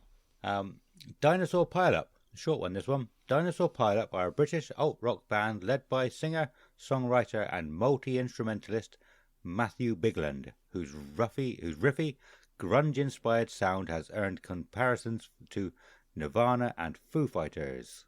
Now, I know you like them. Yeah, I really like this band. So yeah, like alternative rock stuff, like they said, a little bit of grunge elements to this, the sort of dirty, like sort of headbanging riffs, a tiny little dash of pop punk. I feel like they do a little bit delve into that. His voice is kind of on that side, but not into the part that it annoys me. But they do try other stuff, like they do little bits where he almost kind of raps. But yeah, I'm a fan of this band. I missed them at Trees last year. And then Carter was telling me how good they were, and I was really disappointed. Luckily, they're playing Download and 2000 Trees again. So if I missed them at one, I will try and catch them at the other. So I will be seeing Dinosaur Pile Up at least once this year. But yeah, I think they're a really, really great band. I think if you like any sort of alt-rock stuff or anything grunge, I think you should give them a listen because they will probably have an element of their music that you will like. Nice. I do not like grunge, but I did like Dinosaur Pileup. I think it was, yeah, I don't know why. Again, I can't put my finger on exactly what it was about them at the moment. But there's a few times I was listening to them, I was sort of, it's the same as what you said about Green Lung. I was just like sort of bopping along, and I was like, oh, this is really good. Like, really enjoying this. So good. I would go back and listen to some more. I think, definitely. Nice. Crash Face. Crash Face is a collision between a brace of minds with a mutual love for the loud. The raucous two-piece boasts infectious energy and alluring aggression through stomping riffs. Abrasive. It's all capitals, this one. I don't know why it's all in capitals. Abrasive yet pop-tinged vocals and explosive. That looks like explosm as well. It's just the I and the AV. Explosive, thought-provoking lyrics. It's death pop and it's bubblegum metal. This musical Frankenstein has set Crash Face up to be this generation's call to noise revolution. I think I like them. I can't remember. Yeah, I've just written alternative rock. I like the aggression. Think they are a two-piece. That's all I've written. So I think I liked them, but I thought it was good. I liked the aggression, but nothing stood out to me on the first listen. So maybe in future, you never know. But I thought, yeah, pretty good, but nothing. Awesome. Cleopatrick has logged 77 million streams and counting, all from an increasingly dedicated fan base who's found the band their own way. No major label, no big budget, just two best pals knuckling down, cementing a unique sonic alchemy and filling a space of honest, empathetic, yet undeniably heavy-hitting rock music that they'd be searching for themselves for years. So I've gone. Sorry. I didn't think Download booked unsigned bands. That's what if you're unsigned, you're most likely to get in there if you go to the takeover. Well, there'll be a few sort of independent, technically unsigned bands. Yeah, okay. So, yeah. But I liked these guys a lot more than I like, because I've written here another two-piece. I like them a lot more than I like Crash Face. I thought they had a bit of like Muse-style guitars. They got a bit of Raw Blood in there as well. I thought the vocals were really good. Really, really good voice. And I really liked it for a two-piece. I thought they sounded fat, so let's see what that's like live. But sounded really, really good. Really liked them a lot more than the previous two-piece. But yeah, very, very good. Nice. And it's cool to see a two-piece, man. Like, two pieces, you've got to work your ass off in a two-piece band, especially if you're singing and playing an instrument as well. So fair play to anyone that's in a 2-piece or even a 3-piece. I've played in a 3-piece before, and you've got to work your bollocks off to try and get anything out of it. So fair play to them. Yeah, nice. I don't think I liked them to start with. I think they grew on me a little bit. Again, it's something we said. I would never usually go back to bands if I didn't like them to begin with. But there must be so many bands where like it's just becoming familiar with the music and sort of knowing what's coming up next, and you hear it a bit differently after the first few listens or after the first listen once you become familiar with it. And like I said about Taylor Acorn, like it sounded completely different on my second listen. Yeah, Way different to the first. It's weird. Like I don't know. You may be able to do it straight away on the first listen. no, it still happens. You know, you Yeah. listen to it and you think, I've got that out of it, and you listen to it again, and you go, oh, I've just heard something completely different. Yeah. So, yeah, it definitely happens. But yeah, I do think I remember liking them the second and third sort of time I heard them. So yeah, I will listen to some more, although we'll be listening to a lot of other bands over the next few weeks. Try to cram in all the other bands that are playing, but I will try and listen to some more of these again. Bloodywood. Bloodywood is an Indian heavy metal band from New Delhi formed in 2016. They began as a parody band that uploaded metal covers of pop songs on YouTube, but later went on to write their own original material. The band has cited Linkin Park, Rage Against the Machine, System of a Down, Alter Bridge, and Limp Bizkit as their musical influences. I think I do. When I first heard them, I thought they were absolutely amazing the last sort of few months. But I know I definitely heard a couple of songs these last sort of 2 or 3 days, and it didn't seem to do anything for me. I don't know why. I think I was a little bit busy at the time. I was working as well, so maybe that's why. But it didn't like that. It just absolutely blew me away at first, and it didn't these last couple of days. What do you think? Oh, I love them. I think they're absolutely fantastic. Yeah, I mean, brilliant. That like they said, like when I saw them, I'd listened to them before, but I saw them at Bloodstock, and even live, they're the only band to ever even have a shred of what Linkin Park used to have. But I really got huge Linkin Park vibes just from the way they were live, like having the two singers. It really, I was like, wow, I feel like I'm almost at a Linkin Park gig again. Like it had that kind of vibe, and they were so positive in between the songs. Their songs got great messages in them as well. The music's fucking awesome, and it's great to have an Indian metal band. Like that in itself is incredible, and to top it off, they're really, really good as well. I will 100% not be missing Bloodywood at Download. Yeah. After the last time I saw them live, they were absolutely fantastic. So yeah, I'm really, really looking forward to seeing Bloodywood again. Awesome. Yeah, I'm thinking I probably will end up going to see them. Most people we know will probably want to see them, so I'll probably join you. I could be wrong. If I listen to some more, I might be really into it again. Maybe it was about bad songs that I chose to put on the playlist, or not bad, but not some of their better ones. But I don't know. It's weird. Yeah, it's weird that I've never really. I don't know. I have had that before. We'll see. Yeah. Blind Channel. Rokia Rokan Sio. Probably butchered that. Or to loosely translate this Finnish saying, fortune favours the brave. Truly none have been braver than Blind Channel, focusing intently on their mission to take their brand of infectiously ferocious new metal outside of Finland's linguistic restrictions. This bravery is ingrained within. Nice. Yeah, I've written I got modern metal with a lot of electronic elements up front, really quick screaming vocals. Like if you rap but you scream, that's what a lot of bands are kind of doing now. They're not, they're going down the new metal route of rapping, but when you scream, it just sounds like you're talking really fast and not actually rapping. I'd see a lot of sort of modern bands using that, that thing, and he was doing that a lot on there as well. It's weird because this band has everything I would normally like in a band, but I didn't like it that much. Yeah. I don't know what it like. They have all the elements of a band that I would like, but on first listen, bear in mind, didn't do anything for me. Yeah, I didn't know they were Finnish until today, but you won't be surprised to hear that I really like them. Really like them. I've been hearing lots of things about them. To me, I don't know. I've been seeing people talking about them a lot. I don't know how big they are, but it just makes me think somehow a lot of their fans end up being super fans, and talk about them and want to try and push them on other people and say this is an amazing band.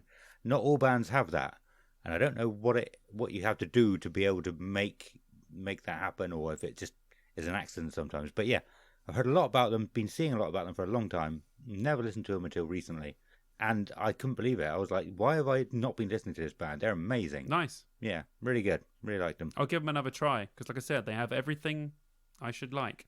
Yeah. Just didn't like it on first listen. Beauty School. Beauty School are a 6-piece that fuse a diverse pool of influences to make eloquent, emo-infused alternative rock. With debut singles Take It Slow already championed by BBC One Rock Show, Upset Magazine, Rock Sound, and Discord. That's weird. I don't know what that is. It's not Discord. The SCVRD. Ever heard of that? No idea. Beauty School have interpreted sounds from pop punk, alt rock, and indie rock and forged a record that finds a home in each genre without feeling out of place or overindulgent. Formed out of a number of members of Leeds bands with unfinished business, the band's debut album, Happiness, is an example of a group drawing from multiple areas of inspiration and experiences to make an album bursting with pent-up energy and interlaced with deft lyrical touch of lead singer Joe Cabrera. That was hard to read. Yeah, it was hard to read. I mean, when I first heard Beauty School, because again, it's another Deftones title, like Graphic Nature, I thought I was going to be listening to a Deftones clone. Huh. That's not what I got. I got, an alt rock emo band. They reminded me of probably Vicky's favourite band in the world ever, the Menzingers. They had that kind of alt rock sort of emo vibe to them. I liked them. It's not really my sort of thing, but I will recommend them to Vicky because I think that she will get a kick out of them because they sound a little bit like the Menzingers. So yeah, I was expecting something very different. Yeah, but I got this. So yeah, it was weird. There's another band I quite enjoyed. Yeah, so I probably skipped a lot of old school emo albums that I would have really enjoyed. Probably. I think you did. I think you need to go through your emo phase. I haven't been through it yet. You're going to have a late emo phase. It's fine. Turn up to download and you'll easily have my face.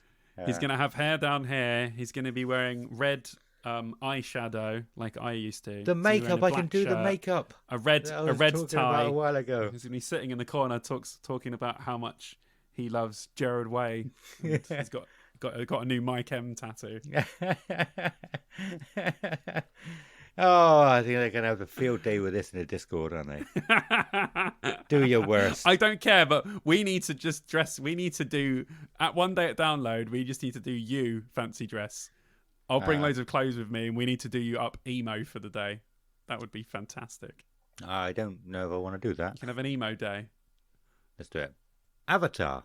The heavy metal and roll dark madcap visionaries, collectively known as Avatar, didn't pick their moniker by accident. An avatar is defined as either a manifestation of a deity in bodily form or an icon representing a separate being in another realm. Both meanings perfectly describe the Swedish rock sensations as they've built something larger than life. Ambitious sorcerers of the highest order, Avatar smash the boundaries between band, theatre troupe, and cinematic masterminds, with a series of celebrated albums and videos, and the immersive world of Avatar Country, a fantastical land where metal rules supreme. I did not know all of that about them. This is a band that a lot of people have recommended to me. A lot of people have told me about. Again, this is like a lot of bands at the moment for me.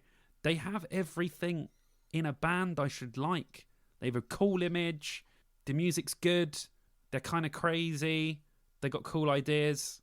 I can't get into them for some reason. I don't know what it is that's stopping me. They have everything that I should like. And every time I mention other bands, people go, "Oh, have you listened to Avatar?" And I go, "Yes, I have." I can't get into them for some fucking reason. I don't know why. Literally the other day on YouTube, people were like, "You should listen to Avatar, dude." I'm like, oh, fuck's sake, I'm going to have to give them another listen. But yeah, again, maybe I'm on the cusp. I liked them a bit more than I did last time. Maybe I'm going to have to just keep trying with Avatar. Yeah. And eventually I'll become a fan. But yeah, I've only heard really great things about them live as well. I'm sure they're going to have a huge crowd But yeah, I've heard live they absolutely kick ass.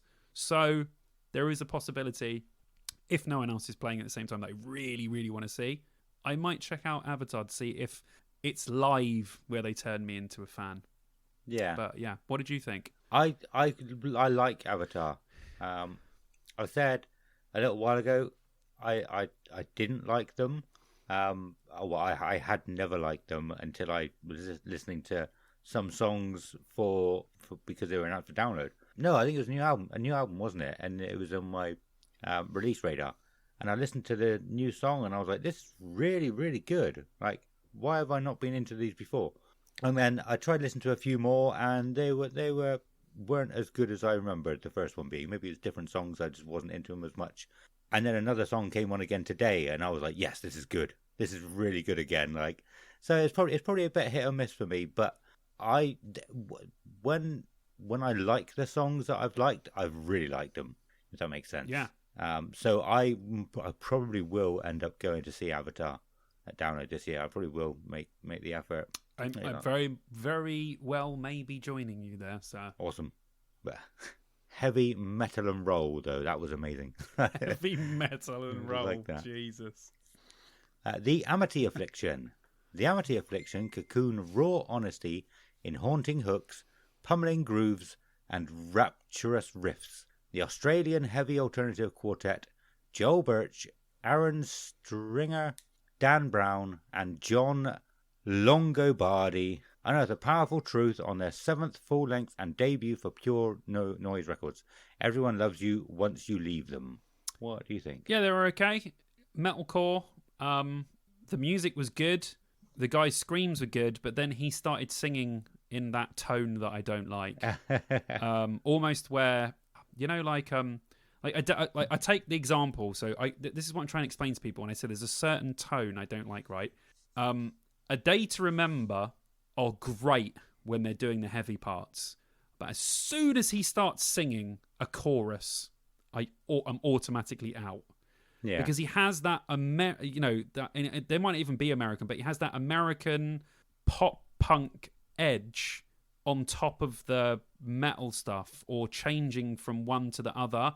And it's never sat right with me. Yeah. Ever. And this guy has that tone when he does the clean vocals. And it automatically puts me off of a band. I know that's a really weird thing, but it's almost like a musical trigger for me. I'll be listening to the band going, this sounds great. Here we go, chorus. If that tone is involved, I'm pretty much out. So it's like it's why I've struggled so much with Ice Nine Kills. They have everything that I like, but he has that tone. Right. It's not as bad as other bands, but he has that tone. And I've really wanted to like Ice Nine Kills, but I'm still on the cusp because of his style of vocals. It just doesn't. It just does something to me where I'm just like, no. So yeah, and I've really tried with Ice Nine Kills, but I like them a lot more than I like other bands. And I've heard the great live, so I probably will end up watching them. But I'm just saying, like, I was listening to it, good stuff. Chorus came on. See you later. Awesome. That's it. That's the only way I can explain it. I'm sure there must be other people out there that have this thing, but it seems like there isn't because all these bands that come out and everyone loves them, apart from me. You have to let us know. Find our link tree in the episode description and contact us however you would like. The only thing I haven't got in there is how to create smoke signals, but too many clouds, we wouldn't see them anyway. I don't know what I'm talking about. It's going to rain this year. You won't be able to start a fire. Yeah. No, it's not going to rain this year. It's going to be a heat wave this year. It's going to rain, dude. It's going to be the opposite. It's going to be a heat feel wave. It. Sorry, bro, but hope you enjoyed last year's weather because that's not what you're going to get this year. Why? Why do you say that? I'm just saying it's going to be. I think it's going to be a mixed weather year. Yeah. I don't think we will get anywhere as near nice weather as we did last year. I thought we were very lucky. Yeah. This is download, don't you know? How lucky were we with the weather last year? We were all standing there going, what is happening right now? It's beautiful. It was. I think we're going to have some rain. I'm not saying it's going to be a download 2016, but could be another 2019 possibly. Yeah, I don't know. Yeah, that's my prediction. Could be right. Sorry, but yeah, It doesn't matter. I mean, I don't care about the weather. Does not affect me in any way whatsoever. I will be having an absolute blast either way. So Yeah. some people really dwell on the weather at Download. It's like, just get over it. It's fine. Just accept it. If you've accepted it, you can get over it, move past it, and have some fun. Don't worry about the weather. It's fine. If it rains, it rains. Oh well. You live in England, for fuck's sake. Yeah. You should be used to it. Should we get back to some bands? Because we're about to start the logo bands that would normally be on God. on the poster. They aren't at the moment. It might be tomorrow. We're not doing it tomorrow. You never know. We're doing it today. So, yeah, the first one is Hatebreed. Hatebreed is an American metalcore band from Bridgeport, Connecticut, formed in 1994. The band released its debut album, Satisfaction is the Death of Desire, in 1997, which gave the band a cult following. The band signed to Universal Records and released Perseverance in 2002, which hit the Billboard 200. Combining elements of hardcore and heavy metal, the band is often described as a metalcore, hardcore punk, and beat-down hardcore band. They have played a major role in the Connecticut hardcore scene. The second time we've heard beat-down hardcore. I have never heard of that in my life. Yeah, it's a very hard... Beatdowns are a very hardcore thing. See, I think that their description of the band is wrong. Okay. Because I don't think they're a metalcore band. I think they're a hardcore metal band. Right. Because when you think metalcore, you think of the music being more metal with elements of hardcore, because that's what metalcore is. Right. But I feel like they're more hardcore than they are metal. So I feel like they should be a hardcore metal band, not a metalcore band. Okay. I feel like that makes you feel that it's more metal when actually, in fact, it's probably more hardcore than metal. So yeah, sort it out, Hatebreed. But anyway, yeah. Well, on that, well, I think Story of the Year are meant to be post-hardcore, and they sound nothing like any of these bands. They're soft. They're like almost pop punk. Post-hardcore post-hardcore, emo, that kind of stuff all kind of got melded together where people didn't quite understand genres anymore. Okay. And they were just calling themselves, like, for any band that had like a heavy first album and then their second album wasn't as heavy and then they started calling everyone post-hardcore bands, and it's like, that makes absolutely no sense. Okay. So I get that totally. You'll be like, post-hardcore? Are they? They're definitely not. Okay. But yeah, Cool. so it does happen. People don't. They call them shoes. But who gives a shit? You know what I mean? But Yeah, anyway. it means nothing. But yeah, it doesn't matter. Yeah, I like Hatebreed a lot. They are a very, very good band. They are very, very good live. They are a great band to see. If they're on first on like the main stage, they're definitely going to be worth watching because it will jazz everyone up for sure. Yeah, I mean they're just a really, really great band. If you like hardcore or metal and you haven't heard Hatebreed, I think you should give them a listen because overall, excellent band. And I will try and catch them if I can. Awesome. Yeah, I heard of Hatebreed quite a bit when back in early 2000s they were massive, and then I didn't hear anything about them until now, really, to be honest. There you go. But I mean, yeah, they're okay. I liked it at the time. I like what I listened to recently. I don't think I'd be bothered about seeing them or missing them though, if I'm honest. I've never been a big hardcore fan either though, so that makes sense. Behemoth.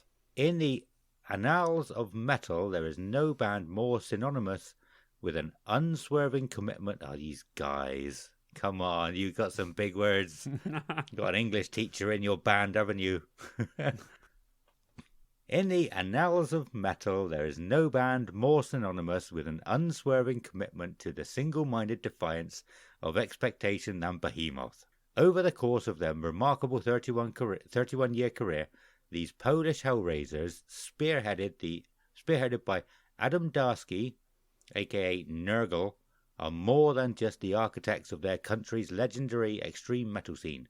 Over the course of 3 decades and previous 11 albums, Nurgle's singular vision has forged Behemoth into something far more than a mere black metal band.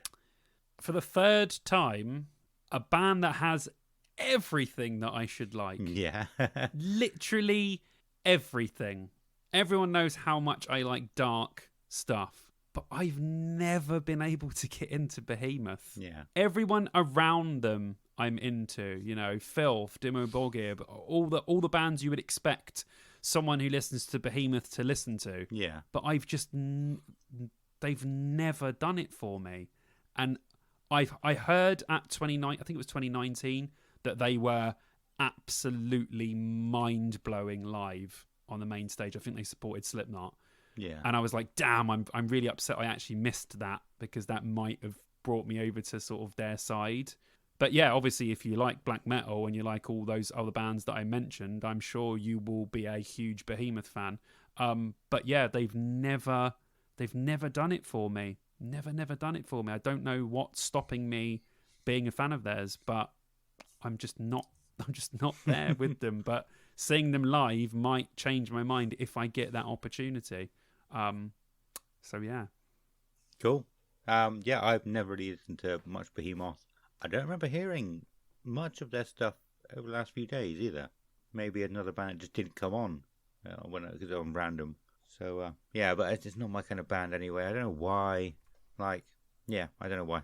Electric Callboy. When the EP MMXX was released in September 2020, it marked a crucial point in the career of Electric Callboy, with Nico Salach, formerly To the Rats and Wolves, celebrating his debut as second frontman. In this new lineup, the carefree run of the early days has returned, especially the single Hippa Hippa, shot through the roof in record time. Meanwhile, the hit has 28 million plays at the popular streaming portals and 16 million views on YouTube, and the trend is still rising. I do not like Electric Callboy. I'm going to say that straight away. Okay. I was thinking those fucking crazy Germans, man. They've done it again. They just love blending weird shit. Like, it's just like it's not like Rammstein. It's very different to Rammstein. But I mean, like, they just love that really pumping electronic stuff. And whenever they seem to mix it with metal, it just normally makes something really good. Obviously, this is on the completely other side. I'm only mentioning Rammstein because they're also German, completely different musically. But it's just so weird. It goes from like, thumper hardcore dance into really metalcore territory, really heavy, and then with absolutely like gorgeous, almost, why I thought you would like it, boy band vocals. Very boy band choruses with these guys. You could just take it straight out of any boy band hit, and you've just put sort of metalcore around it with some sort of weird German dance beat. Yeah. I don't love them like a lot of people do, Yeah. but I see why they are so fun. And apparently live, they are really good fun. Typical just crazy German guys having a laugh, like they tend to do. Like, even Rammstein performing serious songs can't help but take the piss out of everything. So Yeah. I like that mentality. I like that they don't take themselves too seriously. I think their music videos are hilarious. And if I get the chance to see them, I will, because I think it will be really, really good fun. Yeah. Good laugh. Cool. Yeah, that's interesting that you say that about blending things. And the Germans, I never really knew that or thought of it. But there's a German band I like called Deadlock. And a lot of their remixes are like dance, like trancey kind of remixes. You don't really hear that. Love that shit in Europe, bro. They love that shit in Europe. Yeah. Love it. But yeah, it's cool. I just thought it was just them. But yeah, it could be Germans generally. Well, not generally, not all Germans. But yeah, no, I never put two and two together like that. It's good. Yeah. But yeah, no, I've tried listening to Electric Callboy. I've seen the hype. I know a lot of people who absolutely love them. I am not one of those people. I don't know why. Okay, Well, I don't know why. I don't like dance music. Like, you can put two things together. I don't know. No, I don't know why. I Prevail. From the hard-hitting, genre-defying introduction that was 2014's Heart vs. Mind EP to 2016's powerful debut album Lifelines, I Prevail quickly became one of rock's biggest breakthrough bands since first joining forces in the Metro Detroit area back in the summer of 2013. Key songwriters Brian Berkheiser, Eric Van Leberg, and Steve Manoyan, something like have made an immense impact on the world of alternative music. Involved in every aspect of their band from day one, they built a grassroots fan base through DIY touring, as well as reaching out directly to listeners across the globe before launching into the kind of meteoric rise that few artists ever experience. Yeah, love I Prevail. They are one of the bands I'm looking forward to seeing the most on the entire poster, not just the Sunday. Really, really, really got into these guys. Love sometimes they're metalcore, sometimes they sound like Linkin Park, sometimes they do rapping, screaming, singing. I just love what they're doing. They're just throwing everything at the wall, and I like that. Even though with some bands it's a mess, like that Sim band we talked earlier, these guys are doing it the right way. I think their production is absolutely outstanding. Whoever does any of their production, I don't know who that is, but I think sound-wise, really, really, really good. And yeah, I'm really looking forward to seeing, because they've got a lot of energy. When you listen to them, it's like, oh, yes. I really hope they have that live. Yeah. Because if they bring the same sort of energy they do on the record live, whew, it's going to be tasty. So yeah, I'm looking forward to them. But the weird thing is I have them in my head being like fantastic. So I hope they don't disappoint me. Yeah. But I'm generally really looking forward to seeing I Prevail. Awesome. I think another one of the bands similar to Hatebreed where I knew about them when they were first around, and then you just sort of dropped off, and I didn't even know they were a band anymore. And then all of a sudden they've just become massive again, or maybe they were massive the whole time. I just didn't know about them. They weren't in my wheelhouse. There we go. Thank you. Yeah. But yeah, weren't in my peripheral vision. If that's that's probably a good saying. It escapes your vision. Yeah. There we go. But yeah, I haven't listened to them much. I did enjoy one of their songs. I started listening to them just after download last year, actually. But then, stopped again. I haven't listened to them much. I don't really know if I like I Prevail or not. I don't. Yeah, you might want to give them a chance, man. Yeah, give them another chance. See what you're feeling. Yeah. The Distillers. The Distillers are an American punk rock band formed in Los Angeles, California in 1998 by vocalist and guitarist Brody Dahl. Dahl? It's double L. I think it's Brody Dahl. Yeah, Dahl. It's double L, so it should be a soft L. I think. Yeah. Don't quote me on that. Dahl co-wrote, played guitar, and provided lead vocals for nearly every track on the band's 3 albums. After the breakup of the band in 2006, Dahl and Distillers guitarist Tony Bevilacqua went on to form Spinneret.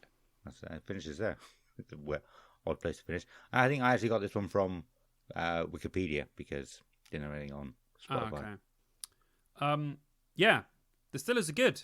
Like every time I hear a Distillers song, I think that's really good. I like them. I'm not a huge fan like some people. I had friends back in the day that were just everything was Distillers. Like they were just absolutely mad for them. Yeah, I like them.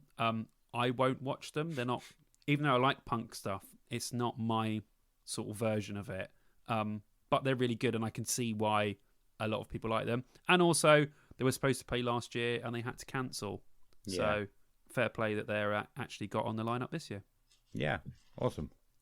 Next band is Ghost, and I've got a lot for Ghost because I've heard there was nothing on the download website. I went onto Wikipedia, and the first sort of blurb about them was very long. I haven't read it yet. So it might be a load of crap down the bottom. But I know there's meant to be some backstory behind the band, isn't there? Sort of some lore behind the band. So I thought I'm just going to get it all because some of it might be really interesting. Okay, let's see what they say. Yeah, let's see how it goes. Ghost is known for its eccentric on-stage presence. 7 of the group's 8 members, known as Nameless Ghouls, wear virtually identical face-concealing costumes. Prior to a 2017 lawsuit filed by former members of the band, lead singer Tobias Forge obscured his identity behind a succession of characters bearing the title of Papa Emeritus. Portrayed by Forge in a prosthetic mask and makeup, the persona has been described as a demonic anti-pope and has undergone 5 incarnations: 1, 2, 3, Nile, and 4. For the band's 2018 album Prequel, the subsequent world concert tour, a pale tour named Death, Forge played a character known as Cardinal Copia, who is described as being unrelated to the prior Papa Emeritus character.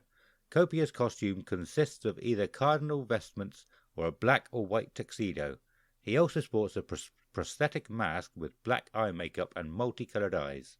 Features which are present in each Papa character. In March 2020, at the final show of a pale tour named Death, Copia was promoted to the title of Papa Emeritus 4, and a persona which Forge has continued to use for the album Impera as its associated concert tour, Imperator. That's it. Awesome. That's a nice little bit of history about the band. Yeah. Very cool. Very cool. Yeah, I mean, Ghost are one of the bands of the entire festival for me. They are incredible. An incredible band. Very different to anything else. You know, sometimes they sound more like ABBA than a rock band. Sometimes they sound dark and disgusting. His vocals are just so good. He's one of, hands down, the best vocalists. His tone is unbelievable. They're fantastic live. He's fucking hilarious. They don't take themselves too seriously, which is always good for a band like this. You know, they're in on the joke. They get it. Just lots of fun and some absolutely fantastic songs. I can listen to every single Ghost album, start to finish, all incredible. I'm really sad I didn't get into them on their first album. Got into them on the second album because I had an opportunity to see them on the first album and didn't take it, which has always annoyed me. But yeah, so I am absolutely buzzing for Ghost. I'm a Ghost fan, wall to wall, and I think it would be great to see them on a huge stage. And I think it's be really fun. Good sing along, and it's going to be great fun. I literally can't wait for Ghost. I hope I have a voice left by Sunday evening, which I probably friggin' won't, like I did last year, because I end up singing every song because I can't help myself when I see bands. But yeah, so yeah, really looking forward to it. Yeah, I am still not a big fan of Ghost. I don't get it. Well, I do get it. I don't like it really. What I gotta say, I can't fault them. You know, they're doing amazing things. There's obviously good music that a lot of people do like. It's just not to my taste, I would say. But I love it when bands have a backstory. Not many do. I love stories in games and films or whatever. I love storylines. I love immersing yourself in something epic. And it is cool that, you know, he changes the character each album. It's kind of like a Slipknot. It's like a mask, but he changes the way he is on stage, the stuff he says. Yeah. The newest version of Papa is kind of like a Las Vegas entertainer, where he's got, like, you know, the sequin jacket on, but he's still got the evil mask. Right, okay. But he's a little bit more sort of jokey and, you know, walking around sort of prancing a little bit more. But when he's the Papa Emeritus, the Dark Lord version, he's a bit more like kind of stern and sort of a bit more evilness to his like movements and stuff. And I like the way that he's evolved the character as part of the albums throughout. It's just very cool to see. But I'm glad we're getting this version of Papa because it's the most fun one, which I think will be really entertaining. And he puts random words in, and you know, like, you know, at the end of Mary on a Cross, he sings Marijuana Cross instead of Mary on a Cross, and you know, he just has a bit more fun with this version of Papa. So I think that hopefully that's the version that we get at Download, and I think everyone would have a good laugh. But also, I would love an evil Papa set as well. So either or for me would be great. So that's cool. That is so cool. But I mean, he could do like a one-off Papa for something like this. Yeah, sometimes I think he might don the cloak, but I'm not sure if that happens. Because when I saw them at 2013 Download, he was in full evil second album Papa. You know, Satan is the one. Blah blah blah blah. Like fucking deep in the evil phase of Ghost. So yeah, that was cool to see. But I haven't seen him as fun Papa yet, so I'd like to see that as well. Awesome. They headlined Bloodstock, didn't they? Like 2017. 16? 2016. I was going to say that a couple of weeks back, actually, a couple of episodes ago. I can't remember who was talking about it, so I looked it up and I was like, hang on, Ghost headlined Bloodstock. I bet that couldn't have gone down too well. Well, it probably did because the Ghost fans are Ghost fans. Yeah. But I think that in the lead up, in the build up, like there probably would have been a lot of shit online. Yeah, I feel like media. I feel like the Bloodstockers don't like them because they look like they look like a black metal band, but they're not. Yeah. And I think that that's pissed a lot of people off where they're like, well, that's kind of our look, but your vocals sound like ABBA. Yeah. They sing evil stuff and evil songs as well, but I mean, like, his vocals are really, really nice in some of the songs, like really good. So I think that they feel like they've been done a dirty. I think everyone's over it now, but around that time, people were still sore about it. I don't think it's a thing anymore, but yeah, definitely would have been at Bloodstock at that time. But I mean, I was going to say, I get it, like, because Bloodstock is known for really heavy music. So, like, to have Ghost on, you would go like, what? Why? Headlining. But then again, we've spoken about that before, where Bloodstock love goofy shit. Yeah. Like, Bloodstockers have, fucking Behemoth play, and then they have Party Cannon, and they get loads of people watching them because Bloodstockers, the metalers in general, just love goofy shit. Yeah. So I can understand why Ghost has gone down so well in the alternative world, because it's silly. And that's kind of why we like it. The music's serious, but they don't take themselves too seriously. And I like that. Yeah.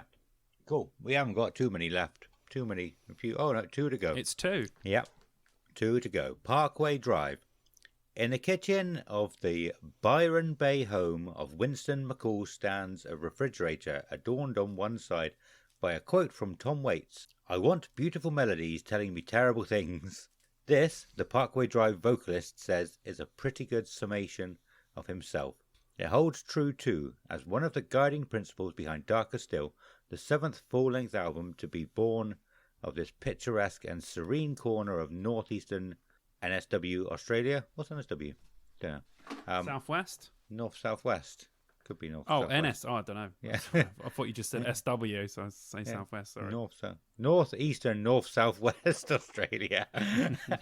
Someone tell us what NSW means, because otherwise it's going to be a serene corner of northeastern, north-southwest Australia. And the defining musical statement to date from one of modern metal's most revered bands. I like them. Well, I don't like Parkway Drive. I never have. I just don't like them. Didn't like them in their original proper metalcore days. Don't like their sort of amalgamation of stuff that they're doing now. I've just never been it. I don't dislike them in any way. Don't have anything against them. Yeah. I've just never managed to get into Parkway Drive. Never. Like I said before, we went to see Killswitch Engage support Parkway Drive. We watched Killswitch Engage and then left. Yeah. I do. I've never listened to them before this latest album, and I did quite like the album. So I do want to go back and listen to some more. But yeah, I do quite like them now. Never used to. And headlining on the Sunday, we all know pretty much. We've done a whole episode on Slipknot, but we should see what they have to say about themselves. No, they can probably afford to pay someone to write it for them. So let's see what they've written and see how good it is, shall we? Should we mark it? Let's mark it. Give it. We'll mark it out of 10. F to A. Oh, okay. Sorry. F to A. That's better. F to A. Yeah, F to the A. Sorry, it's late. Being silly. Slipknot. There was never a band like Slipknot, and there will never be another. Like a spore out of the Midwest, they've quietly bloomed into the most uncompromising, undeniable, and unique presence on the planet, whose influence transcends genres and generations. Since sowing the seeds for revolution in Iowa during 1999, these musical outliers have captured a Grammy Award alongside 10 nominations, scored 12 platinum, 41 gold album certificates around the world, and logged over 8.5 billion global streams and 3.5 billion video views to date. Unprecedented for a rock act in this generation or any other.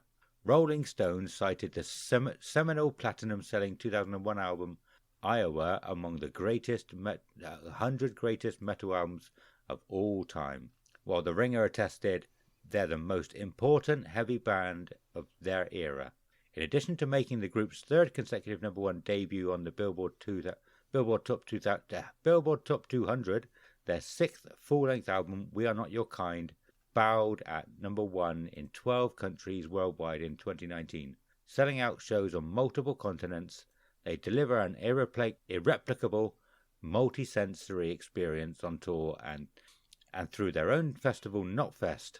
With their seventh album, The End So Far, Slipknot are back and nothing will be the same again.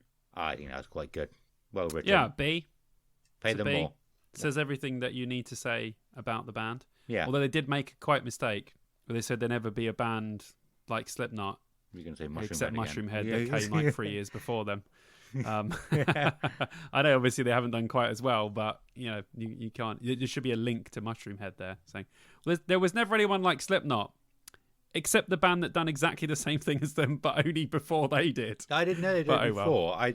I kind of it is what it is. Took a guess that they might have been before because I've heard. Mushroom Head were releasing music in like 1994. Were they?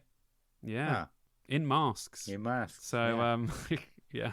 I'm a big fan of both anyway. There's no beef between them. I think they actually like each other. Okay. It's all drummed up by the fans. It's nothing to do with the actual people. But yes, of course, Slippy. But just listen to what... Excellent. Slippy. Just listen to what you just said. Headlining the Sunday Slipknot. Yeah. Sunday. Yeah. Is that a good idea? No, it's not. I'm sure it is for the day ticket people. But for me, it's certainly not going to be a good idea. Day ticket people will probably have work the next day as well. You don't want to get fucked up in a pit. How many people we won't be able to answer this, but how many people do you think are going to call in sick because they're injured from a pit? Not because they just don't want to go to work. Injured from the pit. They're generally injured. They can't physically go. It's going to be a lot. Genuinely injured people. Yeah, it's going to be a lot. Couple hundred. Putting them on a Sunday. I mean, getting Slipknot on this lineup is great. Putting men on a Sunday is not great. No. I'm just worried that the crowd are going to be knackered for it. So we'll see. They probably won't be because all Slipknot fans are crazy. Count myself in that mix. But I'll give it my all. I'll give it everything I possibly can on that Sunday night. But yes, I am obviously massively looking forward to them. Interested to see what they'll play off the new album.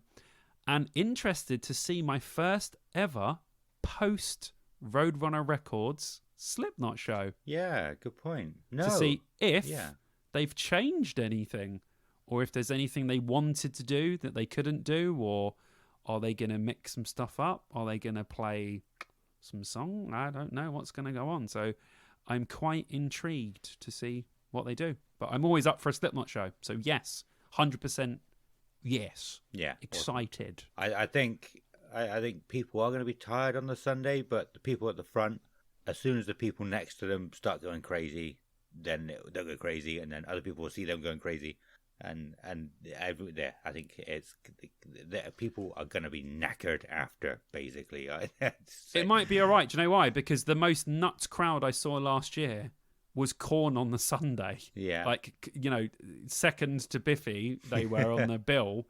And I did not see a crowd go that mental the entire weekend, and that was basically Sunday evening. Yeah. So it is possible that bands like Korn and Slipknot can pull that sort of energy out of you where you're like, do you know what? Fuck it. Like, I'm going to use every bit of energy I have left to just go insane. So, yeah, hopefully Slipknot can do that. Yeah. This is not much we need to say about Slipknot. Like we said, we did a whole episode on them anyway. If you haven't heard it, go back and check it out. It was awesome. But I'm going to be knackered on this Sunday night. I'll tell you what. Yeah, the people at the front won't be, but the people a bit further back, it might. I don't know. It depends how hard people go. But I was going to say it might be hard getting into it on a Sunday night for the people who aren't in the crowd, aren't in the pit. Yeah. But I don't know, man. That's They what sell Slipknot out. does. Yeah, you never know, do you? Yeah, exactly. Slipknot might, like you said, might be able to pull it out of everyone. Force it out of you. Yeah. Did for me in 2009. There you go. Just went crazy. Like we weren't that close. We were probably quite far away actually, and just I might have said before on here, but like we just stood there waiting for him to come on. Not, we were a bit excited, but we weren't anywhere near close to the front. And as soon as that the first note, the first beat of the drum it's like something inside me just went, yeah, let's go. That's good. I like the way it influenced you all the way back there, which is great. Yeah. I don't know. It's just something took over me, and it's like I was not expecting it. It was good. But yeah, like I said, we don't need to say too much. They're going to be good. Might play something new. I think we've heard people saying they've actually got a lot of new stuff written already for the next album already. You never know. They might play Bone Church. They might want people to stay awake. They won't. Slipknot, we don't have to say much more. Let's cut it off there. Let's go to the outro because we've talked about a lot of bands. It's be a long episode to edit, and I can't wait to do the next one. Honestly, 2 weeks time we're going to be coming back and talking about all the bands that are playing on the Saturday. We should have a bit more information for you by then.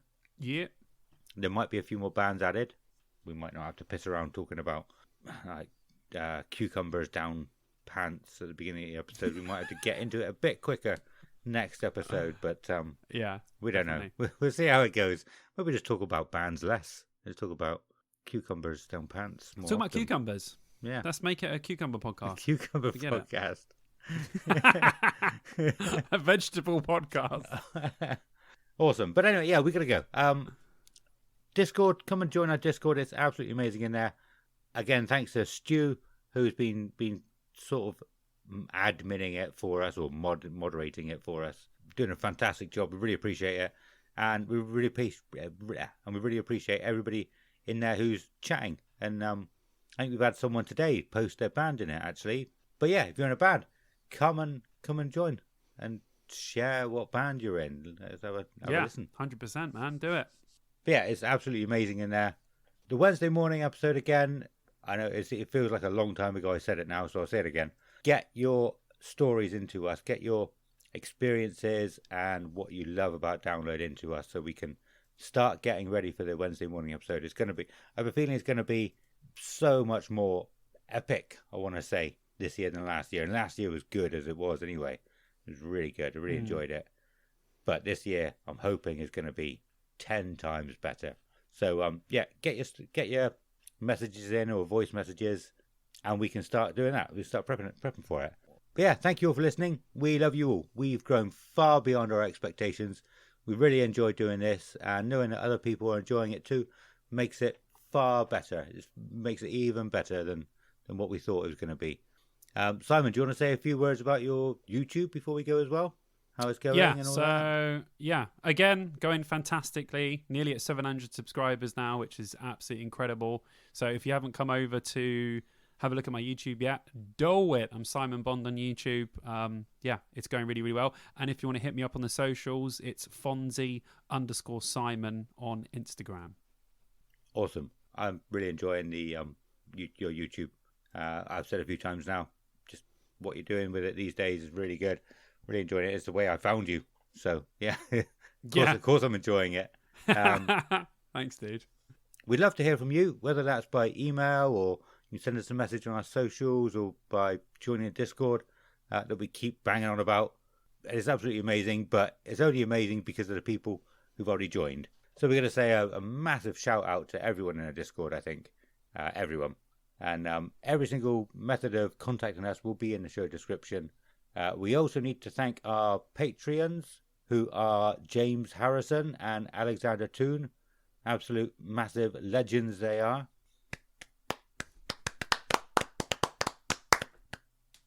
I want to go longer than that. Never mind. Thank you all. We really appreciate your support. Well, thank you both. We really appreciate your support. You massive legends. Our Patreon can also be found in the episode description. So if you want to support us more than just being awesome in the Discord, then joining our Patreon will help us out massively. We'll have all sorts of stuff up for grabs in the near future. Guitar picks, patches, t-shirts. So it would definitely be worth it. So if you can, go and sign up. Every penny we get will go back into the podcast and help us get better and better. And thank you all again for listening. We have been Dear Download. Anything you wanted to add in on top of that, Simon? I think I've covered everything. Sounds good, mate. Cool. Right, that's it. So it's a goodbye from Simon. Goodbye, y'all. And a goodbye from me. Goodbye.